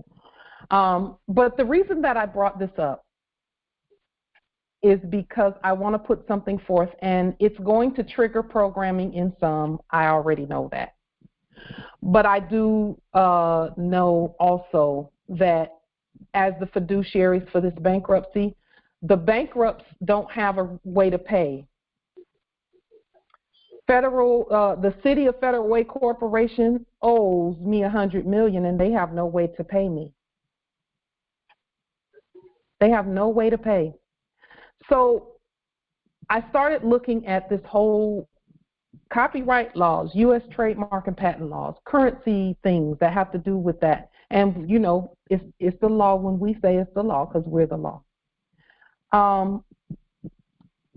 And I found nothing that said that we could not do the presentment that I'm going to put before you today. So the presentment is this.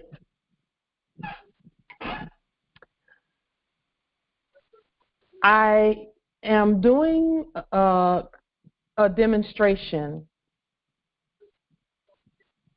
because we have to liquidate, okay? We have to liquidate. And all of the machines like the ATM, and we talked about this briefly on our last call. We said on our last call that we talked about it on the last call. But we do need to take a vote on it.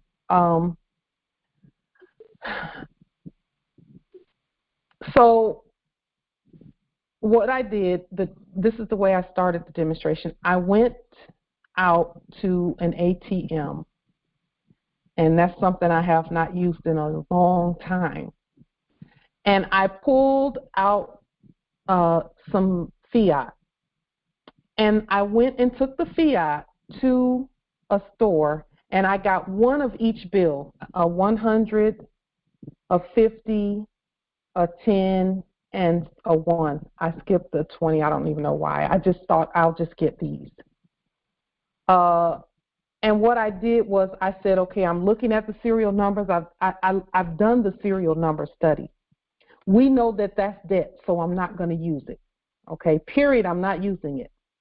But what I got it for was because I began looking at our sovereign status. We're the government, we're the law, we're the state, we're the fiduciaries and trustees. We need to get, the debtors really have no say in how we redeem the estate, how we get back what we need to get back to the people. And so the ancestors began to kind of just show me how what I needed to do was scan in. I just scanned in the fiat. Now, once it's scanned in, and I could have gone online and pulled it off because I did pull. I looked and saw some fiat online at Amazon and all of these other places. I scanned it in, and there's serial numbers on there. Okay, so I scanned it in, and then I said, okay, I'm not gonna change it. I'm not gonna change it at all. What I am going to do is, once I scan it in, I'm going to print my own, and it's going to be considered a credit voucher. It looks just like fiat, but it's not fiat, just like we look like black people, but we're not black people, we're Moors. And so I printed it, and I double-sided it and everything. It looks exactly like fiat, except I produced it. I generated it, okay? And I said, okay, I'm going to call this a credit voucher. Because the only way to liquidate properly is to have something that looks exactly like what the debt, but it can't be the debt. So then the ancestor said, okay, if and when you start to use your creation that you created, you're going to have to destroy the fiat because it came from the dead. So I actually have to burn, and I'm going to burn it anyway. I'm going to burn the fiat that I got from the ATM because that is the proper way to destroy currency. According to currency laws, when you want to destroy currency, you burn it. And because it's counterfeit. And so what I did was I produced the original of, because that's a counterfeit that they've been putting out there because it's coming from counterfeit government. Okay, they are counterfeit, period.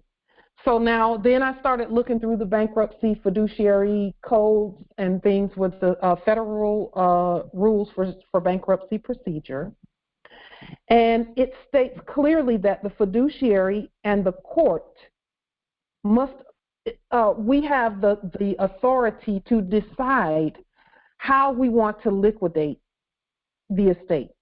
But we have to put everything on the public record and notify beforehand. Because, and then the ancestor said, okay, look up the word counterfeit, look it up so that you will know exactly why we're giving you this urge, this information. So I looked up the word counterfeit.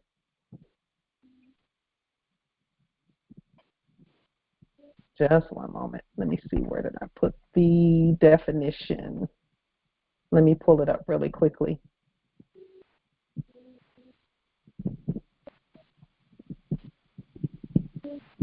Just one moment. Because see, there it is right there.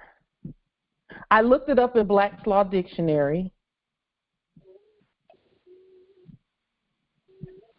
And I also looked it up in the Webster's, this is from Black's Law Dictionary. A counterfeit in criminal law, to forge, to copy or imitate without authority or right, and with a view to deceive or defraud by passing the copy or thing forged for that which is original or genuine, most commonly applied to the fraudulent and criminal imitation of money. Now, we already know what the counterfeit really is. We know what the counterfeit is. And again, Moors, do your study. Always demonstrate at the level of your understanding. But the more I look at this, and I think liquidation and our fiduciary rights and capacities, and the most expedient way and the most competent way, because see, all of our, we've said this in the past, competent heirs, when we're doing things, exchanges on our public record, there has to be a record of the exchange. And when we issue these credit vouchers, then there's going to be an exchange. And again, no one's trying to in fact, mine don't even, there's no one who would mistake that for real. I mean, when I say real, no one who would mistake that for fiat printed by them. I specifically did not make it so that, you know, it looks exactly like their fiat debt. It looks like it came from a copier, because we're not trying to fool anyone. In fact, what I'm going to do is notify first. And I won't really be dealing per se with people. I'll be dealing with the machinery, the ATMs, at the grocery store, and listen, what I'm saying right now is going on the public record. It's on the public record as we say, as I speak it. So again, we have no reason to hide or fear or do any of that. We're the government. And so we need to liquidate because the inventory is so full and the backlog and backup is so full, we have to liquidate. We have to liquidate. And so, again, in looking at the laws regarding the fiduciary responsibility and obligation to liquidate the estate back to the people, because it has to come back to the people. It has to. And as long as we're doing the printing, that's why they stopped printing. Mm-hmm. They had to stop. They knew they had to stop because they knew we were going to start. Now, the delarium is the midway in between that says, listen, the delarium established our jurisdiction. And if you'll notice, no one said, y'all can't do that. because only true sovereign governments can produce their own money.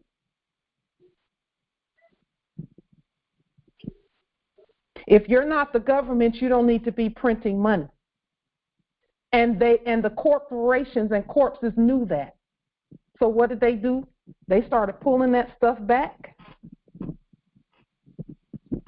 And you don't hardly see that much of it at all. Islam. Empress, this is Justice Malik Akil Bey. Islam. As I was doing my study on sovereign money, I saw that there was a type of money called fiduciary money. Yes, there is. I just wanted us to maybe touch on that a little bit more from that perspective. Tell us what your study says, because that is exactly what I'm talking about. Yeah. It has to come from the liquidation process, because fiduciaries, and I'll have to read it again, where it says in our documents that it is the fiduciary's obligation to provide, to marshal the resources from the estate. But we don't want to use their debt. And in fact, every time I printed off the real money and thought to myself, okay, I'm pulling the debt out. The debt is going to be, we're doing away with debt when we do it this way. And again, Delarium, I'm just so grateful that the ancestors gave us that part, because it made this part so much easier. It just made it a piece of cake. And I'm telling you, my computers and stuff work perfectly. That's how I knew that the ancestors were saying this is what you should be doing. Okay. Now I know some are not comfortable with that. I had one of my consuls said, well, why would we use debt? We're not using debt. We're actually destroying the debt. Taking the fiat and destroying that, and then what it's going to do is those serial numbers, because this is something he brought up. He said, well, you can't have repeating serial numbers. I said, it's not repeating, it's circular. There's a difference between repeating. We're taking theirs out of the system, and the system will know that it's theirs. It's a debt instrument, that serial number. And so when we put ours in the system, it's credit. And it's going to show up everywhere, because I was able to, you can create as much as ink as you have, you can create. Okay. But again, everything's already been done for us. We just need to we need to uncorrupt everything. Okay. And for those, and again, I can feel some of the programming energy, or and not necessarily programming energy, but some hesitancy. I can feel a little bit of that, and that's okay. We did forewarn you that what we were going to put on the table would probably trigger a little bit of the programming. For me, I had to talk my way through it. Justice Malik, one moment, Empress. Justice Malik, you talked about fiduciary money. That is exactly what that is. See, now you've done the study already. You already know that we have the authority to do that. Absolutely. I know we have the authority to do it. I'm not going to do it by myself, only because, and I don't have no problem doing it by myself, but everything that we do together. And relief and remedy, we have to bring the relief and remedy. Nobody else can. Now, as what I was going to ask was, Delarium, would it be considered fiduciary? It could be considered fiduciary money, wouldn't it? Can it? Delarium is sovereign money. It is sovereign money, right? It's the highest money. It's the highest. So fiduciary money, you need a fiduciary when there's been some financial mismanagement. That's what a fiduciary is for. Fiduciaries are the authority for minors, or those who cannot govern their own estate. That's what a fiduciary really is, by definition. And a fiduciary trustee, which is what we are, is who we are, rather, for the vast estate, it is our job and our obligation to get the debt out of the way. We said that fiat was unlawful. This is how we can get rid of the fiat. And now the programming kicked in when the ancestors said, no, you got to burn that one and use the ones that come from you. You know, some programming kicked in on me there, but I was like, if they say do it, that's what I'm doing. It's going to be lit up, you know. And I only had to get, and I'll say this more, I only had to get one of each, and I could create as much as I wanted to create, and then get rid of the debt and use the credits. Those are credit vouchers or fiduciary money.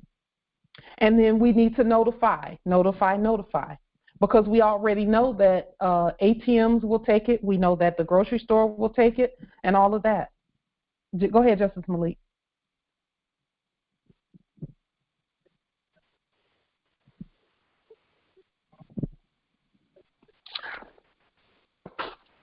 I like what you said, Justice Malik, about fiduciary money, because that's actually what that would be. And those who are familiar with estate law know what fiduciary money is. Islam. I think I saw they said there were 5 types of money. As I continued reading, there was another form called representative money. Mm-hmm. And, I forget the article that I saw that in, but I'm gonna try to relocate it. I'll probably send it to you. Okay. And while we're here, let me just Google fiduciary money and see if anything comes up. Justice Lee, that's good.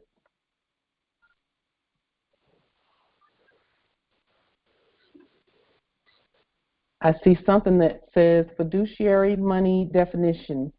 It says fiduciary cash, currency, or money alludes to banknotes and coins available for use in the economy.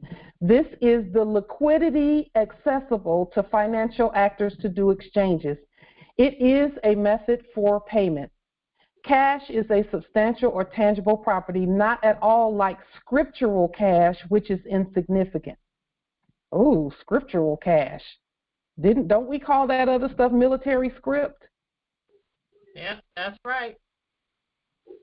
So, like I said, Morris, do the study so that you know where we're going with this, because, and again, Morris, you know, the things that we're doing, each more is sovereign. So, you know, it's your choice. It's your choice. I know for sure, with 100% certainty, there's nothing inside of me or outside of me. And there's nothing outside of me. But there's nothing within me that says that this is not the way to go. I have a question. Islam. Please, anyone who has questions, please ask them, no matter how you may think the question will come across, because we need to discuss it. Yeah. Okay, so I take the fiat out of the ATM machine, make a copy of it, put it back in the ATM machine, and no. Mm-mm. Okay. So no, So I took the fiat and I brought it home and I made scanned copies of it, front and back. Hang on one second.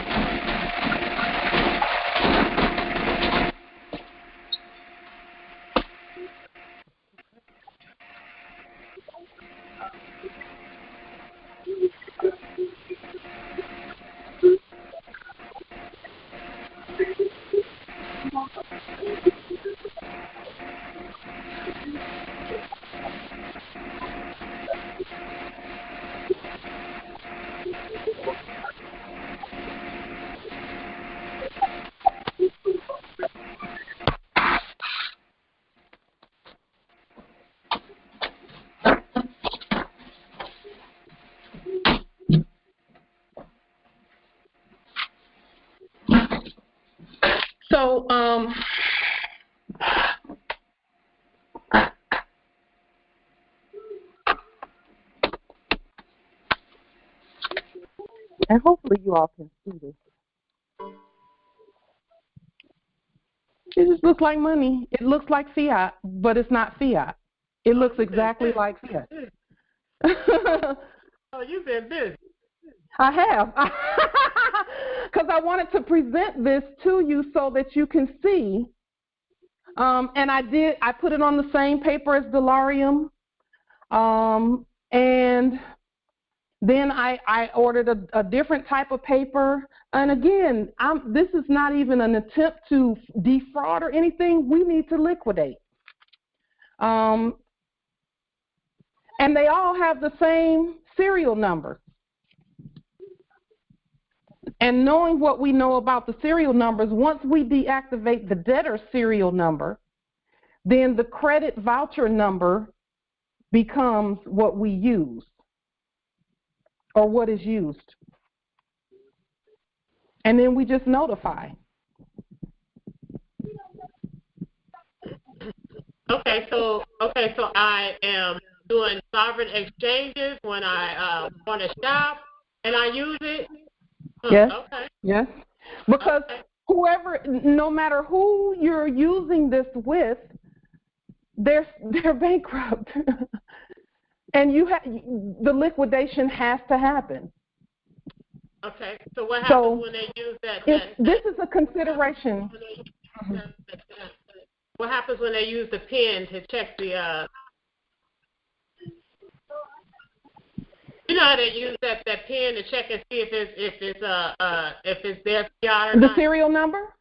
No, they use a pen. They use a little black ink pen, and they run it across the face of the bill to see if it's their fiat or not. Empress Charlie, I was going to ask the same question, but I've not done that. Oh, go ahead, Empress. Oh, no, go ahead, Empress. My apologies. I have not done the demonstration yet, but I'm going to do it. Okay. And again, it really doesn't matter because I'm not trying to pass it off as it's a credit voucher. So I will tell them this is a credit voucher. This is actually not fiat.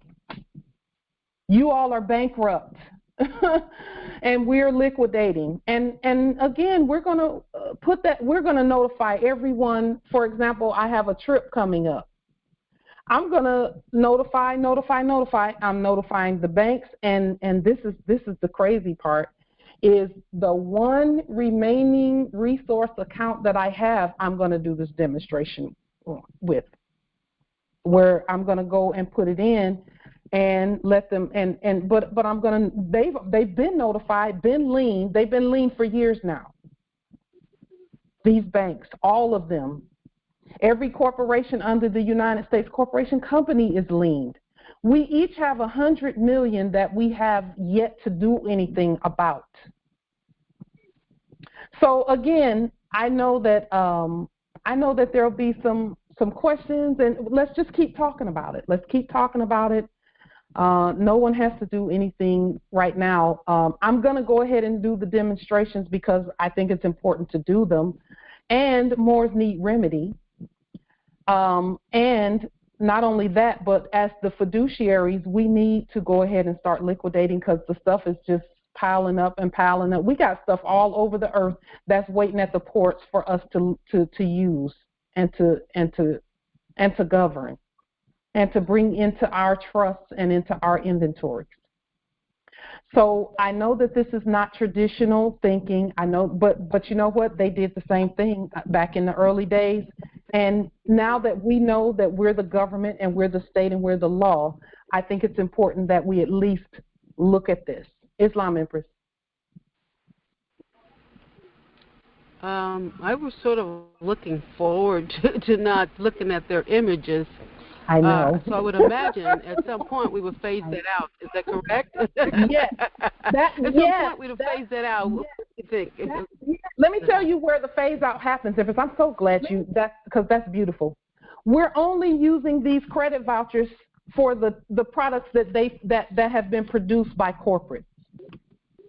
When we, like for our sea salt, we're not going to take this. We take Delarium only for the sea salt. And anything that we produce, we take Delarium for it.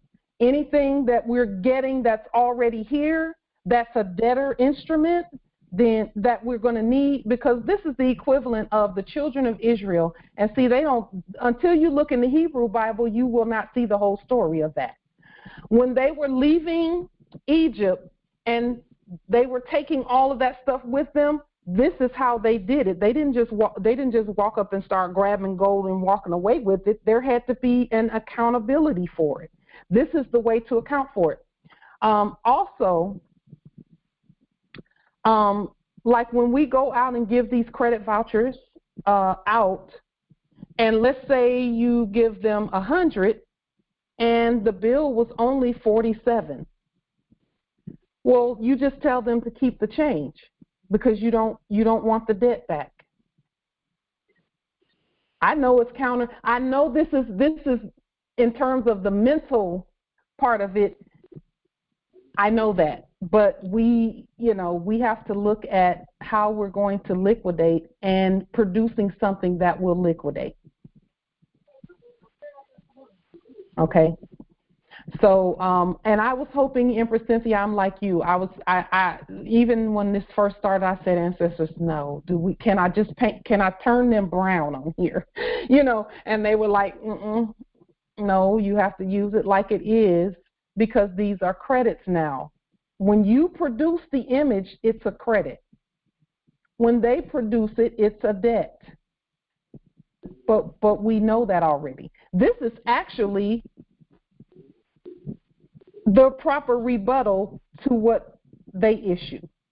And then the larium is the proper presentment of gold and silver in paper form. But again, Morris, when you look at the law, the law says that we can do this. We're the law, really. But when you look in the currency, the copyright, the U.S. trademark and patent, there is no U.S. trademark and patent for public funds. None. No trademark, none of that, because it's for use by the public. But we don't want to use debt. We want to decommission that debt and get rid of it. So where we start getting in trouble at is when they create more fiat and it looks just like fiat that the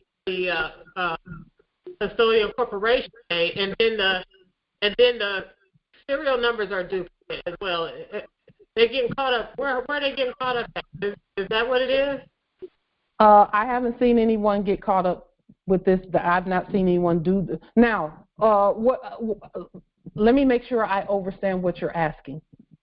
You said when people get caught counterfeiting, is that what you're asking? Where do they get caught up? Okay. They get caught up at status. They get caught up. It's not even about serial numbers, because the bonds are, a bond is a bond is a bond. And listen to this, because see, I'm so glad you asked that, because my consul said the same thing. Fiat is a bond. They all have a serial number. And you can take, and in our sleep, we would take the fiat to one place, let's say the bank, and a treasury bond was created based on that transaction. And then when the bank gave that out to someone else, another one, same serial number, another one, another bond was created. And another transaction was created with that same serial number. The serial numbers just circulated. They circulated and circulated and circulated. And that way they could tell which communities was keeping their money in the community and which ones were sending their money out to other communities and where the money would end up. They could actually track each one by the serial number. And so with this, it's the same thing. It's not that serial numbers can't repeat. That's not the issue, because they repeat all the time, depending on who's holding that bill, that fiat note.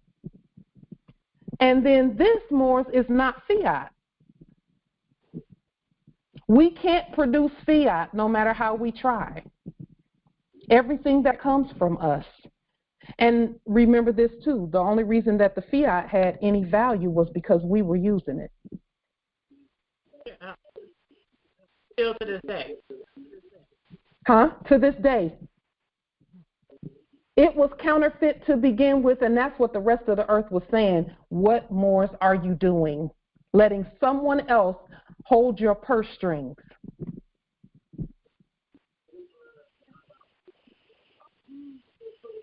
Islam. And so, again, Islam, Empress. I had the same question about the pens, but my thought about the pens is I never knew how they work. Like, they just told us that they're supposed to turn another color, but how do we know that it works the way that they said it worked, And then the other piece that I wanted to present was, which is probably why you said that we would put the credit instruments in the ATM rather than using them at a store or whatever like that. Yeah. Yeah. Well, you can use them at a grocery store because they have money machines at the grocery stores. That's why they have them. It's so that money can be put in there.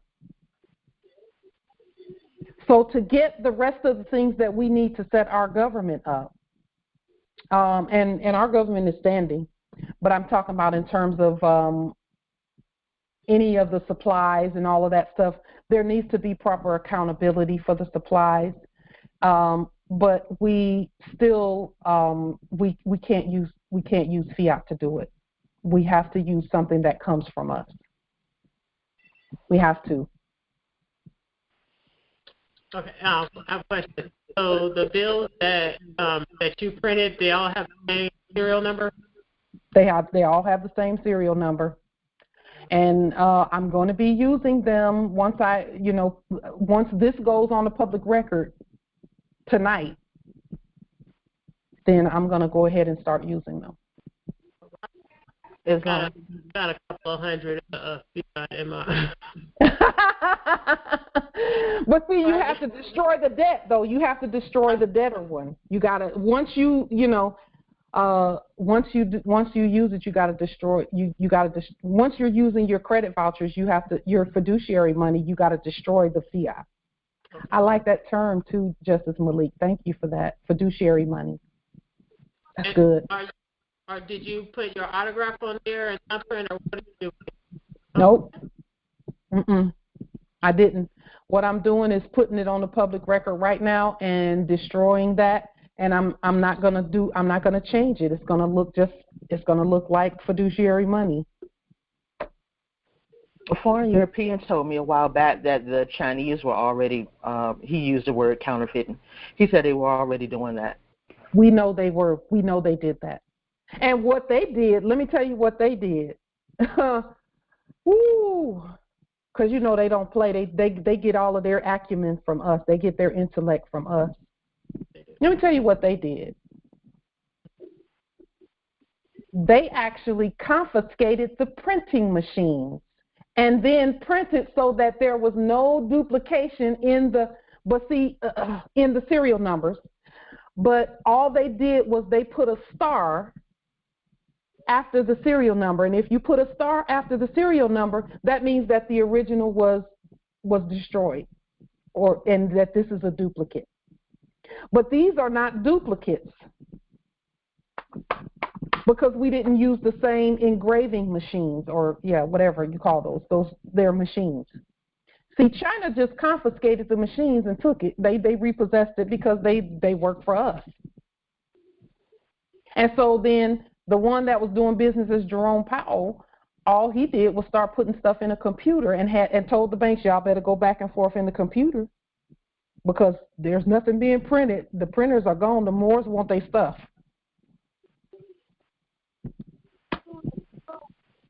I know so then China, but what China printed was fiat still. It was still fiat because they're not us.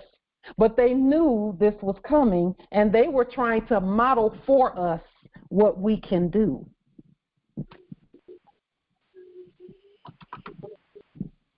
So I know those pins that they do to test to see if the fiat came in. When they put they strike the face with that pin, it stays a greenish brown because of the ink that they use. But if it turns black, if it's a different kind of ink, that's I don't care. You know, they can do whatever they do. This is not fiat. So it's going to say this is not fiat. And again, that's why we're putting it on the public record. These are credit vouchers, so don't even treat them like fiat, because they're not. And those pens have to be ordered, and they're so broke. I doubt if they even have any in the stores. I haven't seen them in a while.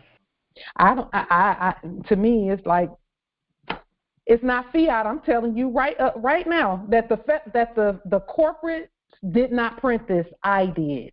I'm the creditor. Listen. I don't think I want them to keep the change. I think I want them to give me some kind of balance or a receipt or something. No.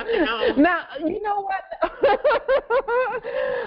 You know, it will just make you seem generous.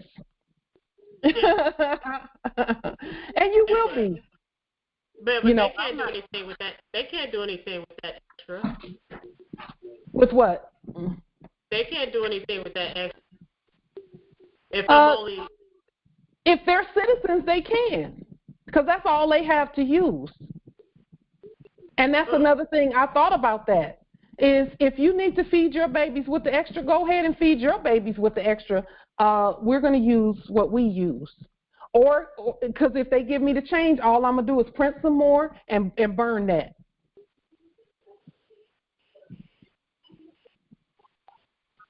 And yes, I've been busy, Empress Jatali. Been busy. I have. Right. All right. What kind of paper do you use? One of the papers, the first paper that I used, where's that paper? Because I thought it was really good paper. 1 second, let me run and grab it.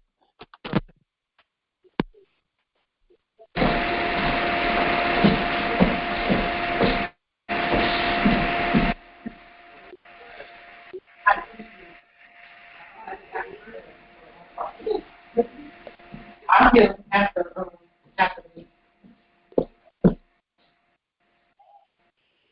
You know, again, Morris, I'm not trying to pass this off as fiat, because it's not. I'm not trying to pass as black. I'm not black. Yeah, you're absolutely right. No, that's right. So this was that was one of them that I used, and then the other one that I used is the same ones that I was using for my delarium. How much is 75? What is that? What's the percentage on that? Is that 100%? Well, this one, let me see. Hang on just a second. Let me show you. This one is 100% cotton. No, I saw 75. And then on that one, right? this other one, yeah. And then this one is let me just see, 25%. Let me see, 25% cotton and linen, and 75% linen. Okay, so the other one was 75% cotton, 25% linen? Because I've seen 75-25 on the other one too. This one is 100% cotton. Oh, and then you're talking about this one. Yeah, this one is 75% cotton and 25% linen. Okay. And the other one is 75% linen and 25% cotton. Yeah. And then I have two different kinds. This one is 100% cotton. Okay. And then this other one is 25% cotton and 75% linen, like the other one. Okay. All right. So we know that this is not traditional thinking in terms of remedy, but we've got to fix this estate. We got to balance it out, and we have to balance it out with credit and not debt. That would definitely. Yeah. But it has to come from us. It cannot come from them. I know that this is something that most probably have never heard of before, of actually burning the fiat and printing our own credits. We are owed the credits. We know that. I think it's brilliant. We just got to get past the programming that come up, because it did come up for me at first. But besides that, I think it's brilliant. And also, did you see both of the faces in the credit instruments that you printed up? You know how you can lift up the instrument and see both of the faces? Yeah. Everything printed out on there. I even see the blue strip that that I didn't think would. Yeah. Everything came out, and more importantly, the Constitution is back there.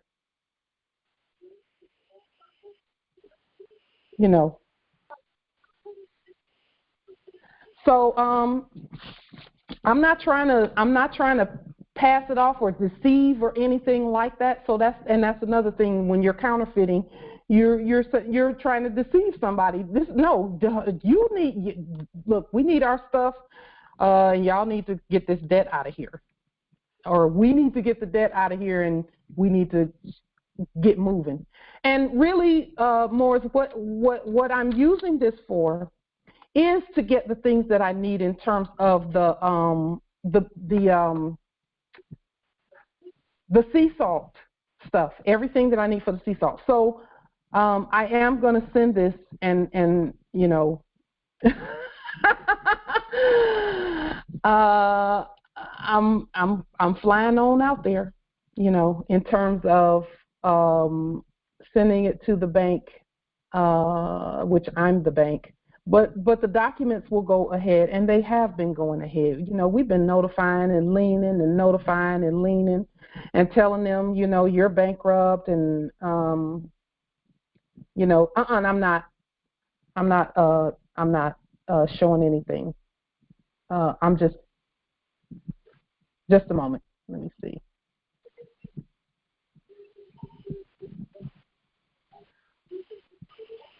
What do you all see on the screen? Do you see the definition of fiduciary on the screen?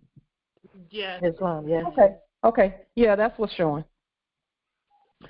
And then I was showing the money, the justice who's inboxing me. I was showing the credits. This is actually the original real money to the counterfeit that they've been producing, which how they could produce counterfeit before the original is definitely one for the books, but really they got theirs from the original. So they don't have any they don't have any say in how we liquidate. We must liquidate. I like it. So do the study, Morris, please. And then I'm almost afraid to ask, but I have to ask. Is there anyone who outright objects to this being our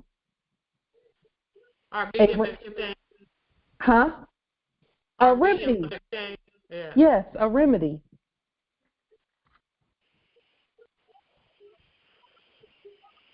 Islam, I don't object. Although I want to point out the link that you posted last week and you put in the chat as far as, let me get to it, the uscurrency.gov. Yeah. You go to history, right? Mm-hmm. And you'll see it's a document that they've used and created in 1690. It says N and the O in the top, which means number, and then it has the parentheses 419, and then they have 20, and then they have the dollar symbol, and it says this indenture bill of 20. It's hard to read because of all the paper and how it's been, over time, and then their writing and penmanship. But it's just a regular piece of paper that they've used, and it says colonial notes.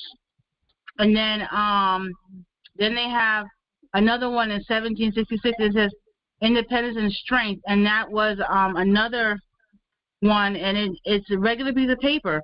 And these are things that they use to as currency back in the day. And then it says 1776, the first $2 note was created. And it also shows how the symbol for the dollar came about, and the P with the S was for peso, and they have it separated, right? And then they have the S with the P, and then they have just the S with the one line over it, and that's what real money is denoted by, the peso. And then the U.S., and then they have the U, like cutting in half the S, and then remove the link of the bottom with the U, and you have the double line through the S, which denotes the United States fiat. And I just found all this very interesting. As far as the peso was the original dollar, because most people know that when you have one line, that's real money, and when you have double line, that is double negation, and so that part. Yeah, so that's good information. We're the Spanish and the French and all of that. We're, So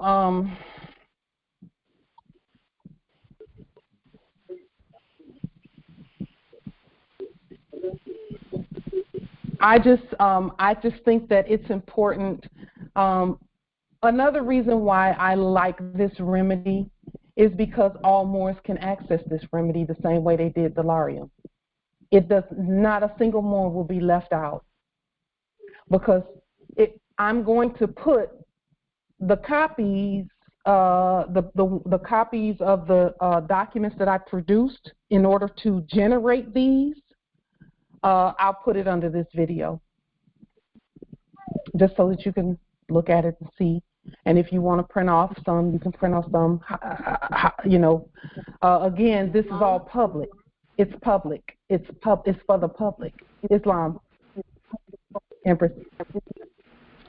Yes, this seems like it's open for anyone to do, even the subjects. Am I correct? It is, because they need to do our bidding. But I just have a strange feeling, and this is I thought about that, Empress. We do want our, if I had a grandmother who didn't know she was a Moor, she wouldn't know the difference, and I could be giving her credits, real credits, and doing away with the fiat so that she is in alignment with the law. But I thought about, any corpses, that's the only place where we've had any resistance to the things we do. And they need to be courted, put in check by our courts. The only ones who have rebutted anything, the subjects don't rebut anything. It's corpses and corporations that were unlawful. And now they don't have a thing to say because they're being liquidated. And if it's one thing they understand, if it's one thing they understand, it is bankruptcy. It's bankruptcy. Islam. So let me just say this too. They don't have a say in how we liquidate the stuff. They don't have a say in it. None of their fake courts have a say in it. None of the policy enforcers have a say. Nobody with a colored ink pen has a say. They don't have a say in that. Islam, Empress. Yes, and I was just going to speak to that part as far as putting on the public record, because, we've been tested so much, and you know how you always say demonstrate to your level of competency. And because we're doing things for the people that are not currently conscious in things, I feel though we should put language out and cast spells that there's no room of negotiation that we give to them, the corporate, to challenge or test even our sleeping Moors for using the truth to set them free. You get what I'm saying? I do. As far as their demonstrations that they may be doing while yet still asleep, as far as using the lawful currency. They cannot be, detained. They cannot be, fraudulently pressed charges against.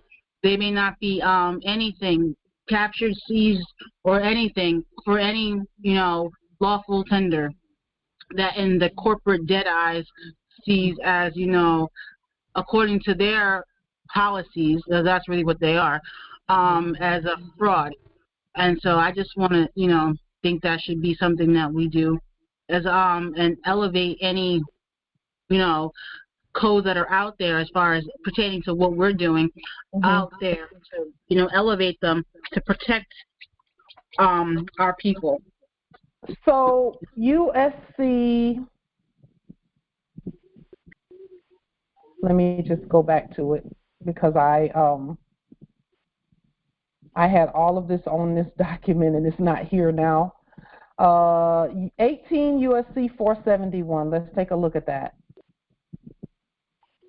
Now remember who the real United States is, and we have to elevate, like you said, Empress, these things up to the proper level. Okay, so I'm going to put it here on the screen. 18 USC, it is at the top of the page, actually. Oh, no, it's not. Okay, it was up there. So it says obligations, and they use the word obligations. They're not using the word money because obligations will tie it directly to the Constitution. Okay, and I think that's awesome. Now, on the screen, 18 USC 471, it says, whoever with intent to defraud falsely makes, now we can't falsely make nothing if we try it, okay, because we're the sovereign government and the government cannot lie, okay. It says whoever with intent to defraud falsely makes, forges, counterfeits, or alters any obligation or other security of the United States shall be fined under this title or in prison not more than 20 years or both. Listen, by using fiat, we were altering their obligation.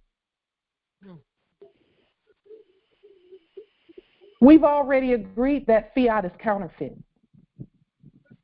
And by using it, we were altering their obligation, saying, you owe debts, but we're going to use debt to deal with debt and not credit. So, again, that's why we can't be mad at them. We can't be mad at them, but we do have to fix it. We can't be mad at them. We can call them criminals all day until that fiat come around. And folks is putting it in their wallets and carrying on. We don't do that no more. We can't do that anymore. We can't keep that up. We can't. So that was why I asked, when you capture an image, when you go online and you pull something offline and you print it, do you own it? That was what I was asking, just to kind of get the juices flowing in terms of ownership and all that. But that has nothing, well, it does have something to do with it, but we're the government, we're the state, we're the law, we're the fiduciaries and trustees of the vast estate. We must liquidate. We're not trying to pass this off as fiat. We're not. Because it's not, because we don't use fiat. And this is a way to stop the fiat from flowing on this land. And then when we move into, like with the sea salt and the things that we're going to be producing, we use dollarium for that because it has to be substance for substance. This will be credit for debt or credit for products that were bought with debt. We will be actually reconciling the debt. Okay, that's what these are. This is and again, we're not even calling this fiat because it's not fiat.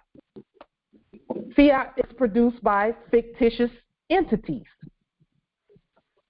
We can't produce fiat. Islam. How do we get past the Federal Reserve note script that's written on there? So what I'm saying is my affidavit said Federal Reserve notes have been outlawed on this land forever. and the word Federal Reserve note is on the credit instrument that we're going to be using? So in the past, we've always said Federal Reserve debt notes. But remember, when we talked about Federal Reserve notes, period, we were talking about the debtors, not the original indigenous sovereign Federal Reserve, because, again, we're the first Federal Reserve. They copied us. You know, that's a great question, Empress. That's a great question. And I appreciate you asking, because we have to know who we are as we demonstrate. We were the first Federal Reserve ever for millions of years. And then just in this last 50 to 75, really, but we'll just say 200, has there been a mimic running around counterfeiting the Americans and counterfeiting the Al-Moroccans and wearing counterfeit fezzes and counterfeit just left and right? And people are looking at us like, they don't even look like y'all. Who is this? But we had to, you know, we did what we did, but we got to make it right. I asked the ancestors about, you know, because I said, ancestors, is there any time that we're going to be able to just demonstrate who we are and it just be, and everybody be like, yep, you're good, come on. And they said, yeah, there is. As soon as you command it to be that way. I said, okay, I command it now. And so, again, I'm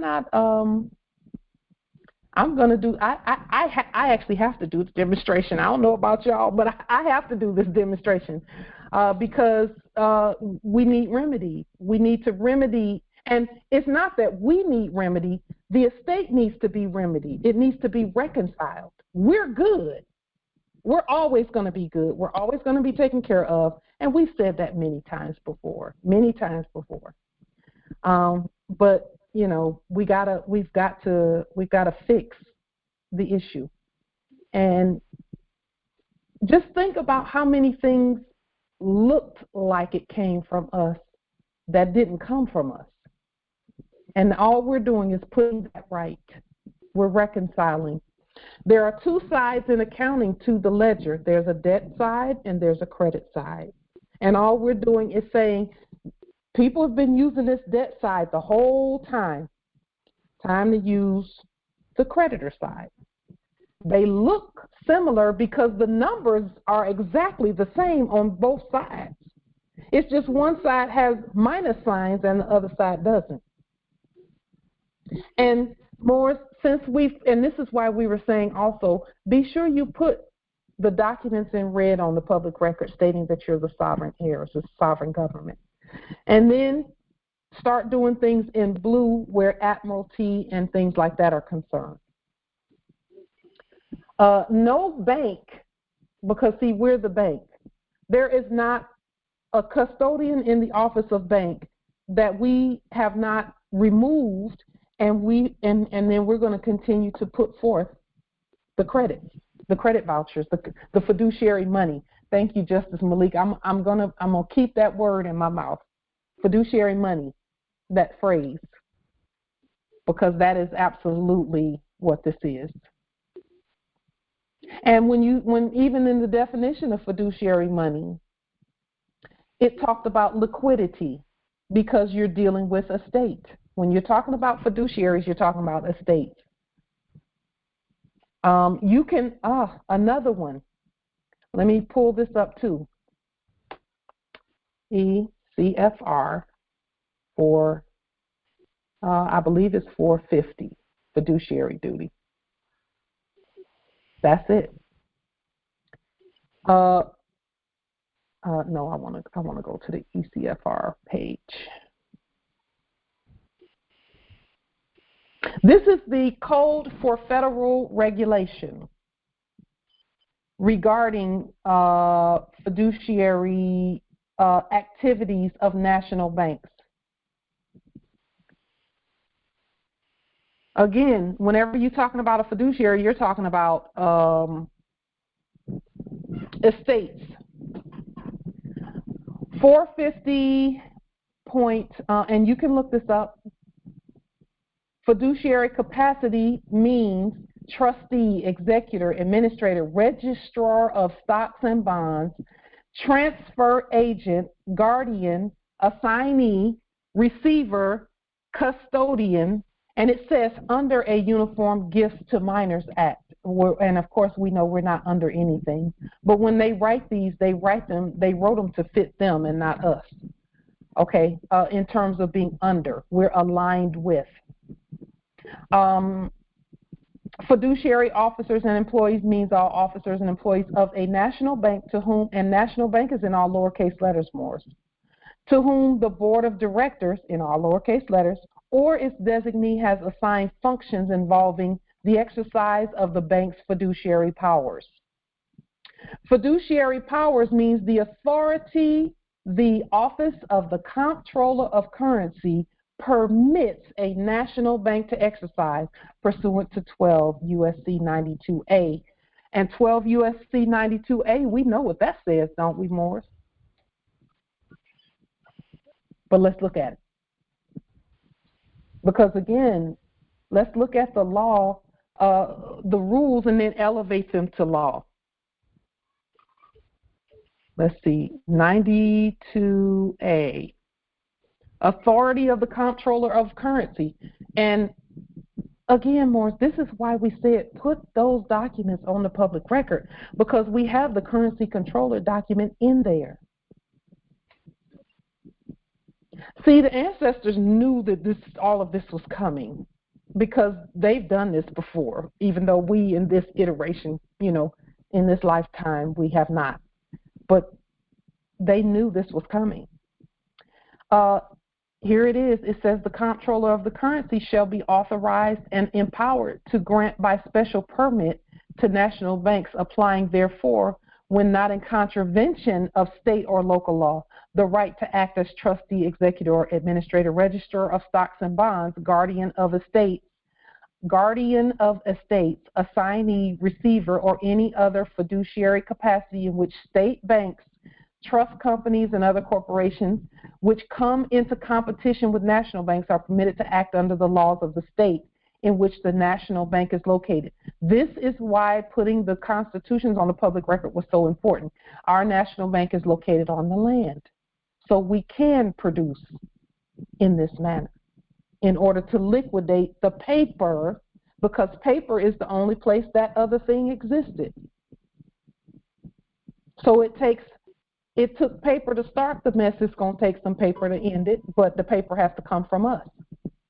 It has to be sovereign and government and state and fiduciary and trustee and estate and creditor. Okay. So, again, we're just doing the study. Look at this. In the event of the failure of such bank, the owners of the funds held in trust for investment shall have a lien on the bonds and other securities so set apart in addition to their claim against the estate of the bank. They're a debtor estate. And we are not co-debtors with them, so we had to produce our own. We're the currency controllers. We already said it on the public record.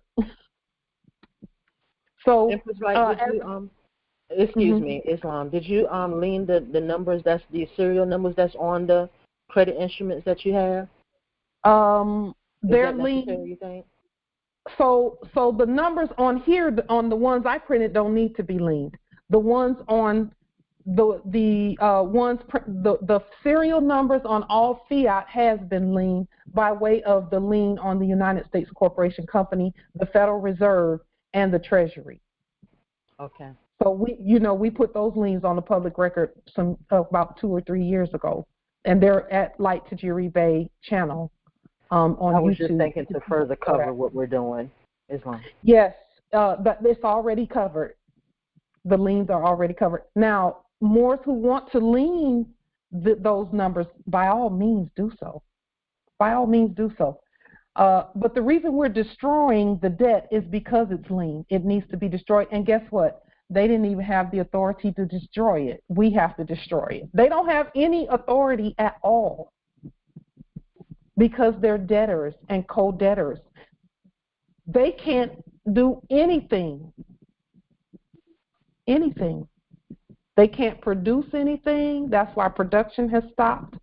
They can't do anything, and that's why boats are lined up, ships are lined up at the ports, waiting on the Moors to liquidate. Because the United States Corporation Company had already ordered things and promised things and sent things and used debt. And the people that, that are bringing the things that need to be liquidated, when they get something from us, it's valid.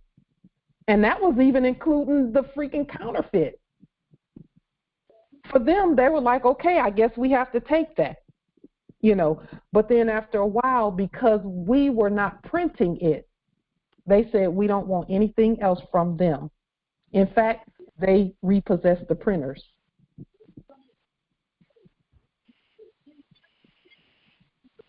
Which to me was showing us what we need to do.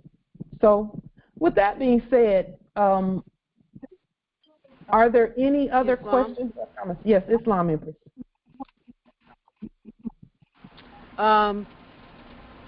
The custodians of the bank have, for the last month or so, I would say, every trading day, have put out a statement that they basically have lost control of that fiat system. And they're warning people that whatever you need to do to take care of yourself, it should be done. I yield. Empress, that's another something that I thought about while I was doing this, and just over the last 2 or 3 days, as the ancestors were showing me, what to do, what steps to take, and to destroy the debt. Should any banks shut down and you need to get something from the grocery store, you have a way to do it. You have a way to do it.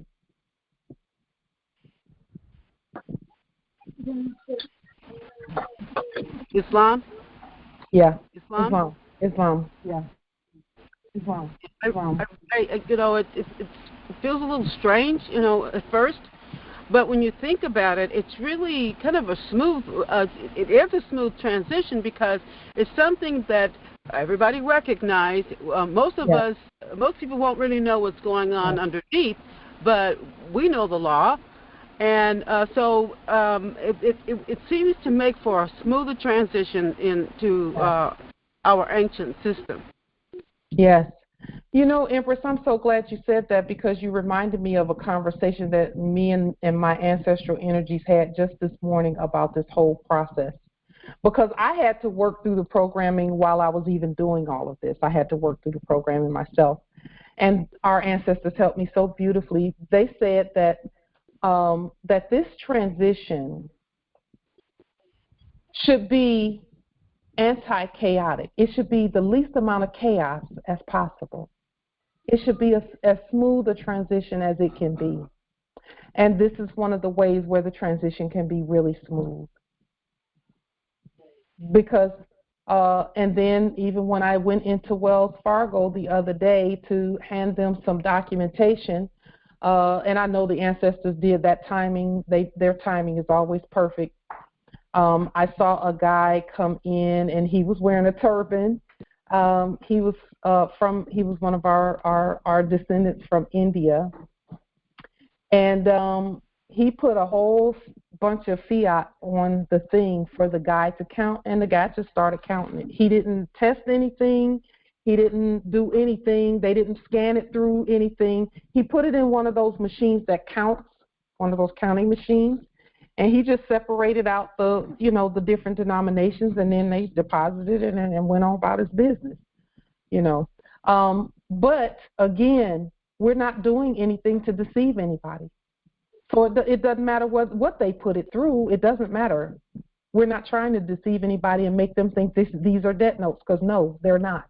I'm telling you right now up front, and when I say I'm telling you, I'm talking to the custodians and everybody. This is not fiat. It's not. So, Moors, if y'all ever see me pull out a stat, then you be like, wait a minute, you've been telling us not to use fiat all this time. Look at all that fiat you got. No, That's funny. You will know what it is. You'll know where it came from. So, with that being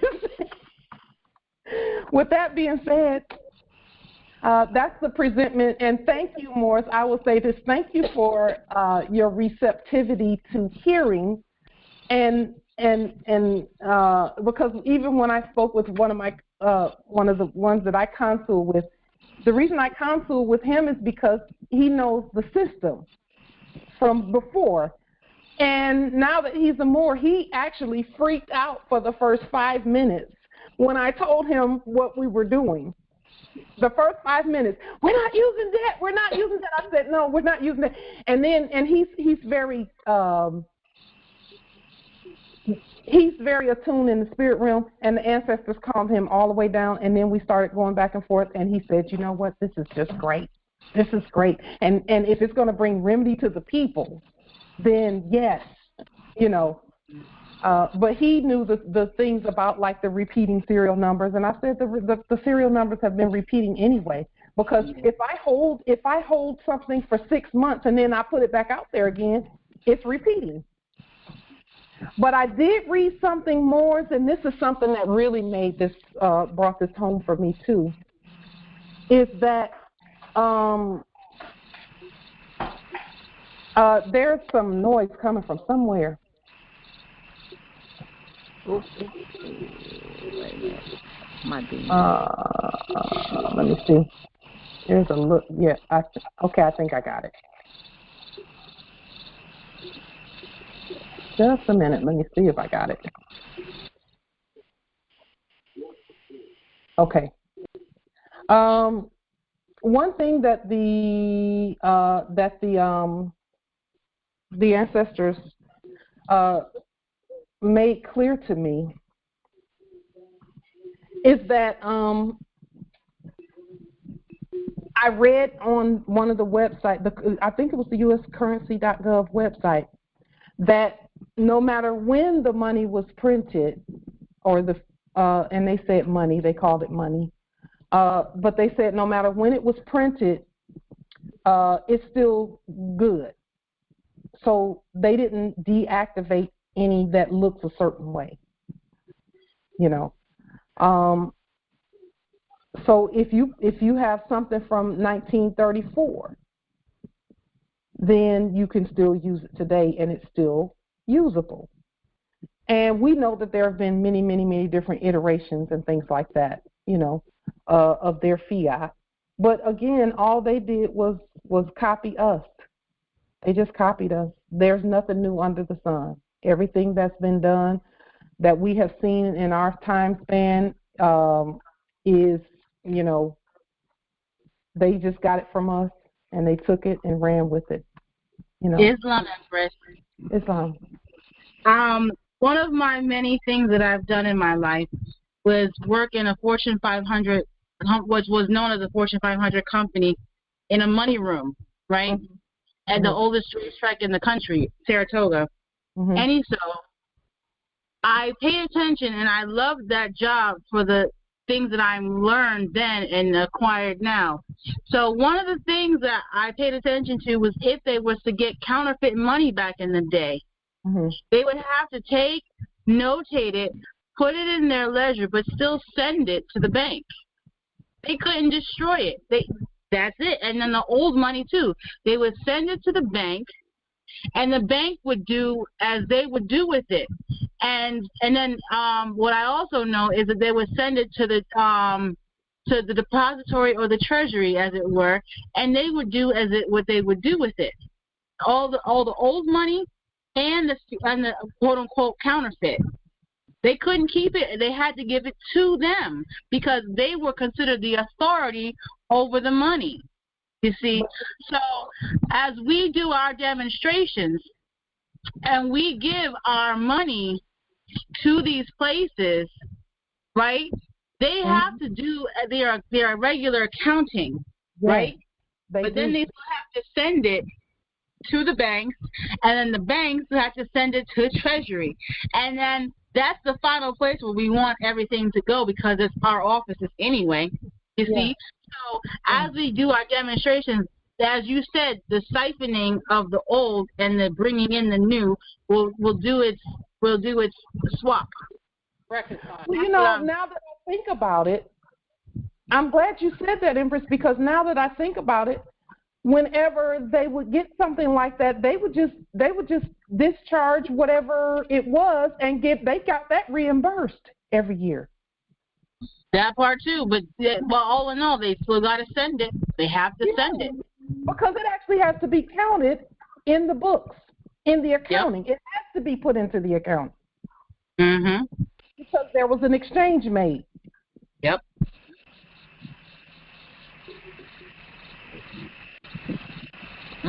That is interesting. Wow. And again, we're putting it on the public record that we're not trying to fool anybody. These are credit vouchers. This is fiduciary money. And the thing is, we've already put and notified these custodians now that there are more subject observers. We've notified them already, so they know what to do when it comes to them getting our real money in their venue. They know what to do with it. They know how to transact it and do so accordingly. They know. Yeah. So that's why we had to do everything in steps. And that just hit me as I was sitting there. I was like, holy cow! I know a little bit. I don't know a lot. I know a little, and I'm thankful that I had that job that I did. And that's really how it worked. Yes, that is something right there, Empress. Islam, Empress. Empress, I was looking at something. They were saying that those serial numbers, it pertain to the serial numbers, that certain sequences or certain numbers makes that whatever currency it is worth more than what it is. I don't know if that pertain or anything like that, but there's like certain sequences, I don't know what? It is our Moorish science that makes those numbers worth more. If you have repeating numbers or if you have 6s and 9s and all of that, then they're saying this is worth more because I read that, Empress. I studied. That's actually because I did some study on the serial number piece, but just to fix the programming, okay, and if you have one that has like 3 9s or 4 9s in a row or 4 9s and 3 6s in a row, ooh, you talking about those that know our science will pay big for that. Huge. So, Wow. Our science is what makes even the fiat worth more. So fiduciary money it is indeed. Yeah. And again, as part of the bankruptcy proceedings and the liquidation, can we take a vote that this is one of the remedies? And again, Moors who don't want to use it, you can use whatever other remedy you feel is necessary. I'd like to get a vote on the public record that this is going to be, that fiduciary money is going to be one of our remedies in terms of liquidation of the bankruptcy and of the goods that were produced by the debtors. So all those in favor. All those in favor of using fiduciary money that we print, and we will destroy the debt money so that it does not go back in, because you can't have 2 of them floating through. You destroy the debt money and the debt fiat and put the real money, which is our fiduciary money, into circulation. All those in favor of putting our fiduciary money into circulation as a measure of remedy, a measure for remedy with regard to this liquidation and bankruptcy, please state your appellation and territory and your vote. Angela Bay, Ohio Territory, yay. Islam, Angelica Yvette Dobbs Bay, Swampomack, Mohawkachuk, yay. The Taliban Bay, Police Territory, yay. Islam. Michael McGee, Bay, yay. Islam. Islam. Karima, Islam. Chanel Bay, Virginia Territory, yay. Islam. Islam, Helen Crowder, L, Mississippi Territory, yay. Islam. Justice Henry, Justice Dakota Territory. and Bay, Yay. Cynthia Territory, yay. Justice Cynthia, okay, we have yours, and there was a noble that was speaking. Justice Henry, Dakota Territories, yay. Islam, Justice Henry, thank you so much. Gregory Shriek Bay, North Carolina Territory, yay. Islam, thank you. Carolyn Linda Wiggins Eel, Alabama Territory, yay. Islam, thank you, Empress. Will Irvin Smith Bay, Mississippi Territory, yay. Islam, thank you. Wayne Bright Bay, Empire State Territory, yay. Islam, did you say Wayne Briar Bay? Yes, Wayne Bright Bay. Peace, Empress. Oh, okay. Thank you, nobility, honors. Glad to hear your voice. Go ahead, nobility. Rose Spirit Bay, Minnesota Territory, yay. Islam, thank you. Islam. Islam. Illinois Territories, yeah. Islam. Fred Gregory Wiggins Dale, Alabama Territory, yeah. Islam. Islam. Musa Jubei, Tennessee Territory, yay. Islam. Thank you, nobility.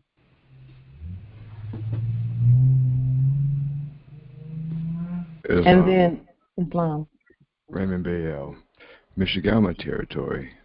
Yay, but I'm going to do some studying on this. I need to look into this, all of this, make sure we make a mistake. But for now, I'm going to say yay. Thank you, nobility, and that's a wise thing. Just do the study, Islam. That's encouraged, Islam. Islam, Brother Smith Bay, Pennsylvania Territory.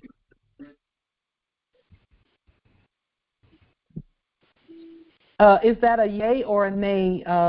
That is a yay, Empress. Oh, Islam. Thank you so much. I couldn't hear what you said. Thank you. I have it. Thank you. Islam, Maurice Lloyd Alabama Territory, yay. Thank you, nobility.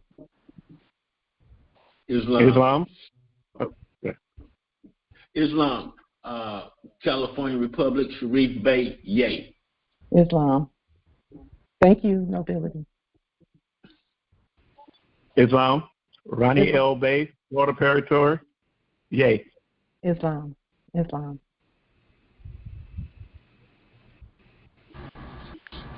Vanya L. Boston Territory, yes. Islam. Empress, I did not get your appellation.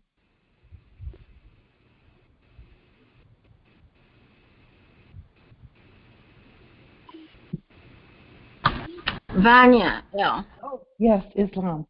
Thank you, Empress Vanya. Thank you.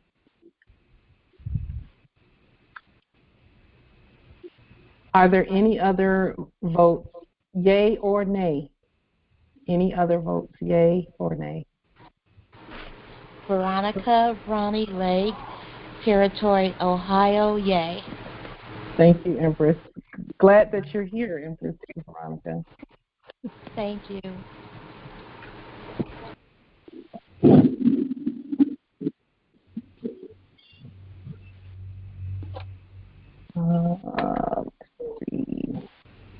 I believe we got all of the ones that were in the chat. Let me just be sure. Let's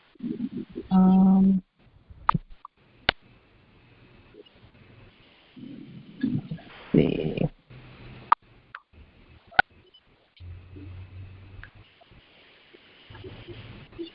Just one moment.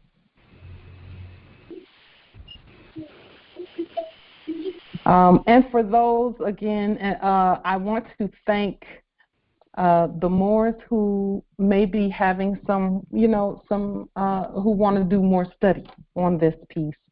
I appreciate your presence here also. We know that this is out of the box thinking. We know that. And, we know that it's going to take measures that normally, in our comfort zone, we wouldn't even think about measures such as this. But knowing that we're the government now, and that we're the state, we're the law, and that no one else is printing money because they're waiting for us to do it. And again, all of the systems on the land belong to us. And this is just another way to use them. So please do the study. And then in the coming weeks, the next time we meet even, if you have come up with something that with regard to this process and you want to discuss it and put it on the table, by all means do so that we can talk about it. Okay. Islam Empress. Yeah, it's important for me to keep in mind that we're doing this as a remedy for the people. So if I take it off of myself doing it, like I don't have to do it. We can participate in any demonstration that we want. So this may not be the demonstration for me or any other more, but we're putting it out there for the people. So yes, that's helping me, Islam. Yes, Islam. Islam Empress. I also want to add, we are the head, not the tail, or we are the lender, not the bar. So that's from the Biblios. So that's can you say that again? Because you were fading in and out when you said it. I heard what you said, but go ahead. We are the head. This is from the Biblios. We are the head, not the tail. We are the lender, not the borrower. So we are supposed to be in this position. Yes. Contributing. Yes. And through us, all the nations of the earth are to be blessed. And the other nations of the earth, they have ships waiting at the port. They want to come and bring their goods here. And we want to be able to honor them as well and not use debt to do so. So Islam. Islam is. Didn't the Empress say last week that Putin or somebody in Russia said if the United States can just stop circulating the wasn't that Empress that yes, I did say that. Yeah. Yeah. So wow. They're waiting. Yes, they are. Yes, they are. Yeah. They want to see these faces, okay? They want to see us. They're holding our sister over there, hoping we step up and say something and do something, and Moors are on that already, So they're ready to see the heirs. They really are. They're ready to see the Savior. And that other system is not kind to anyone. So we have to do this, in terms of, when I say do this, I mean liquidate the estate and get this over with in terms of we need to get past this part, And when I say this part, I'm just meaning that foreign occupation type stuff. We got to get our own thing, everything belongs to us. We need to start using the things that belong to us, including the banking machines and things like that, So, and with this demonstration, you never have to hand this to anyone if you don't want to, because there are enough machines on this land to hand it, but you will be handing it to someone because we're going to be opening our own banks. We're actually going to have a branch. Hey. Islam, Empress.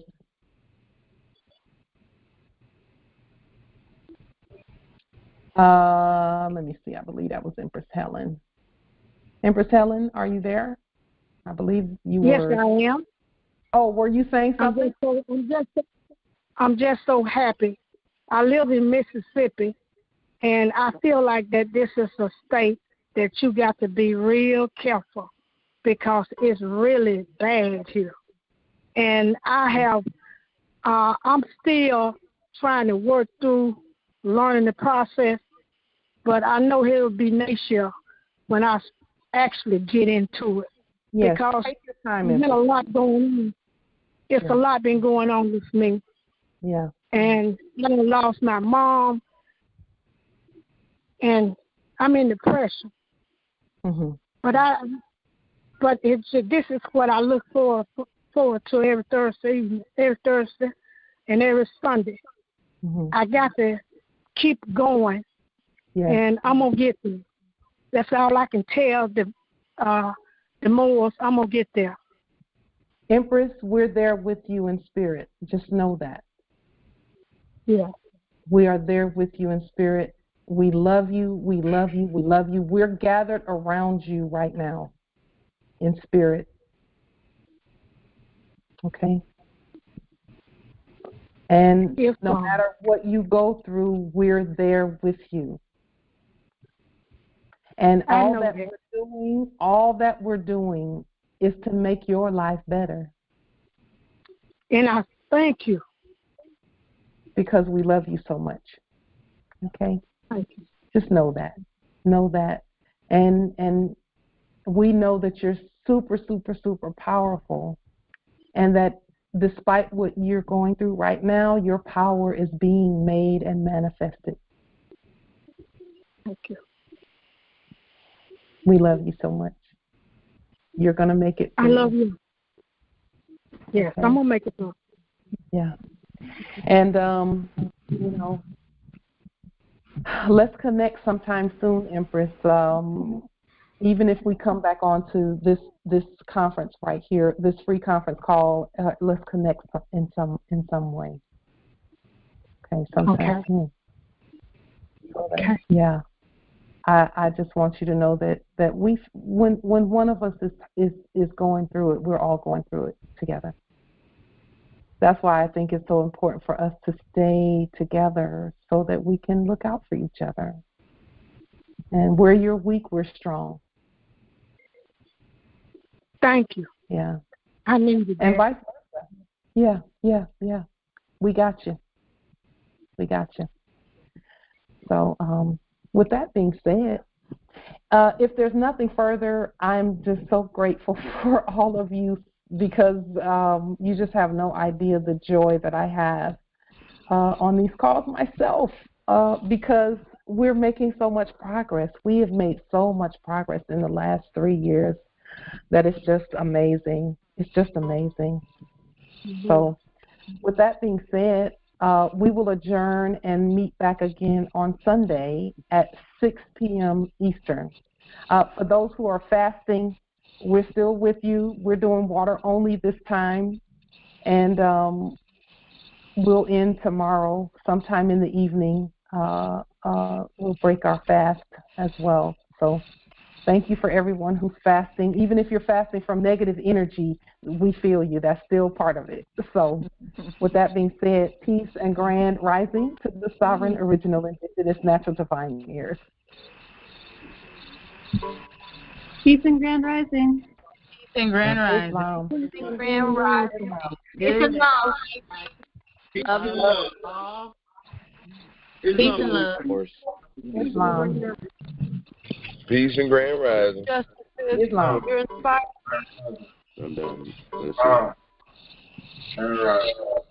Islam. Islam, Justice Kansu. I hear that deep voice over there. Islam. Thank you, Empress, for your boldness. I appreciate You're welcome, Empress, and thank you for your energy. Your energy is just as bold. Islam.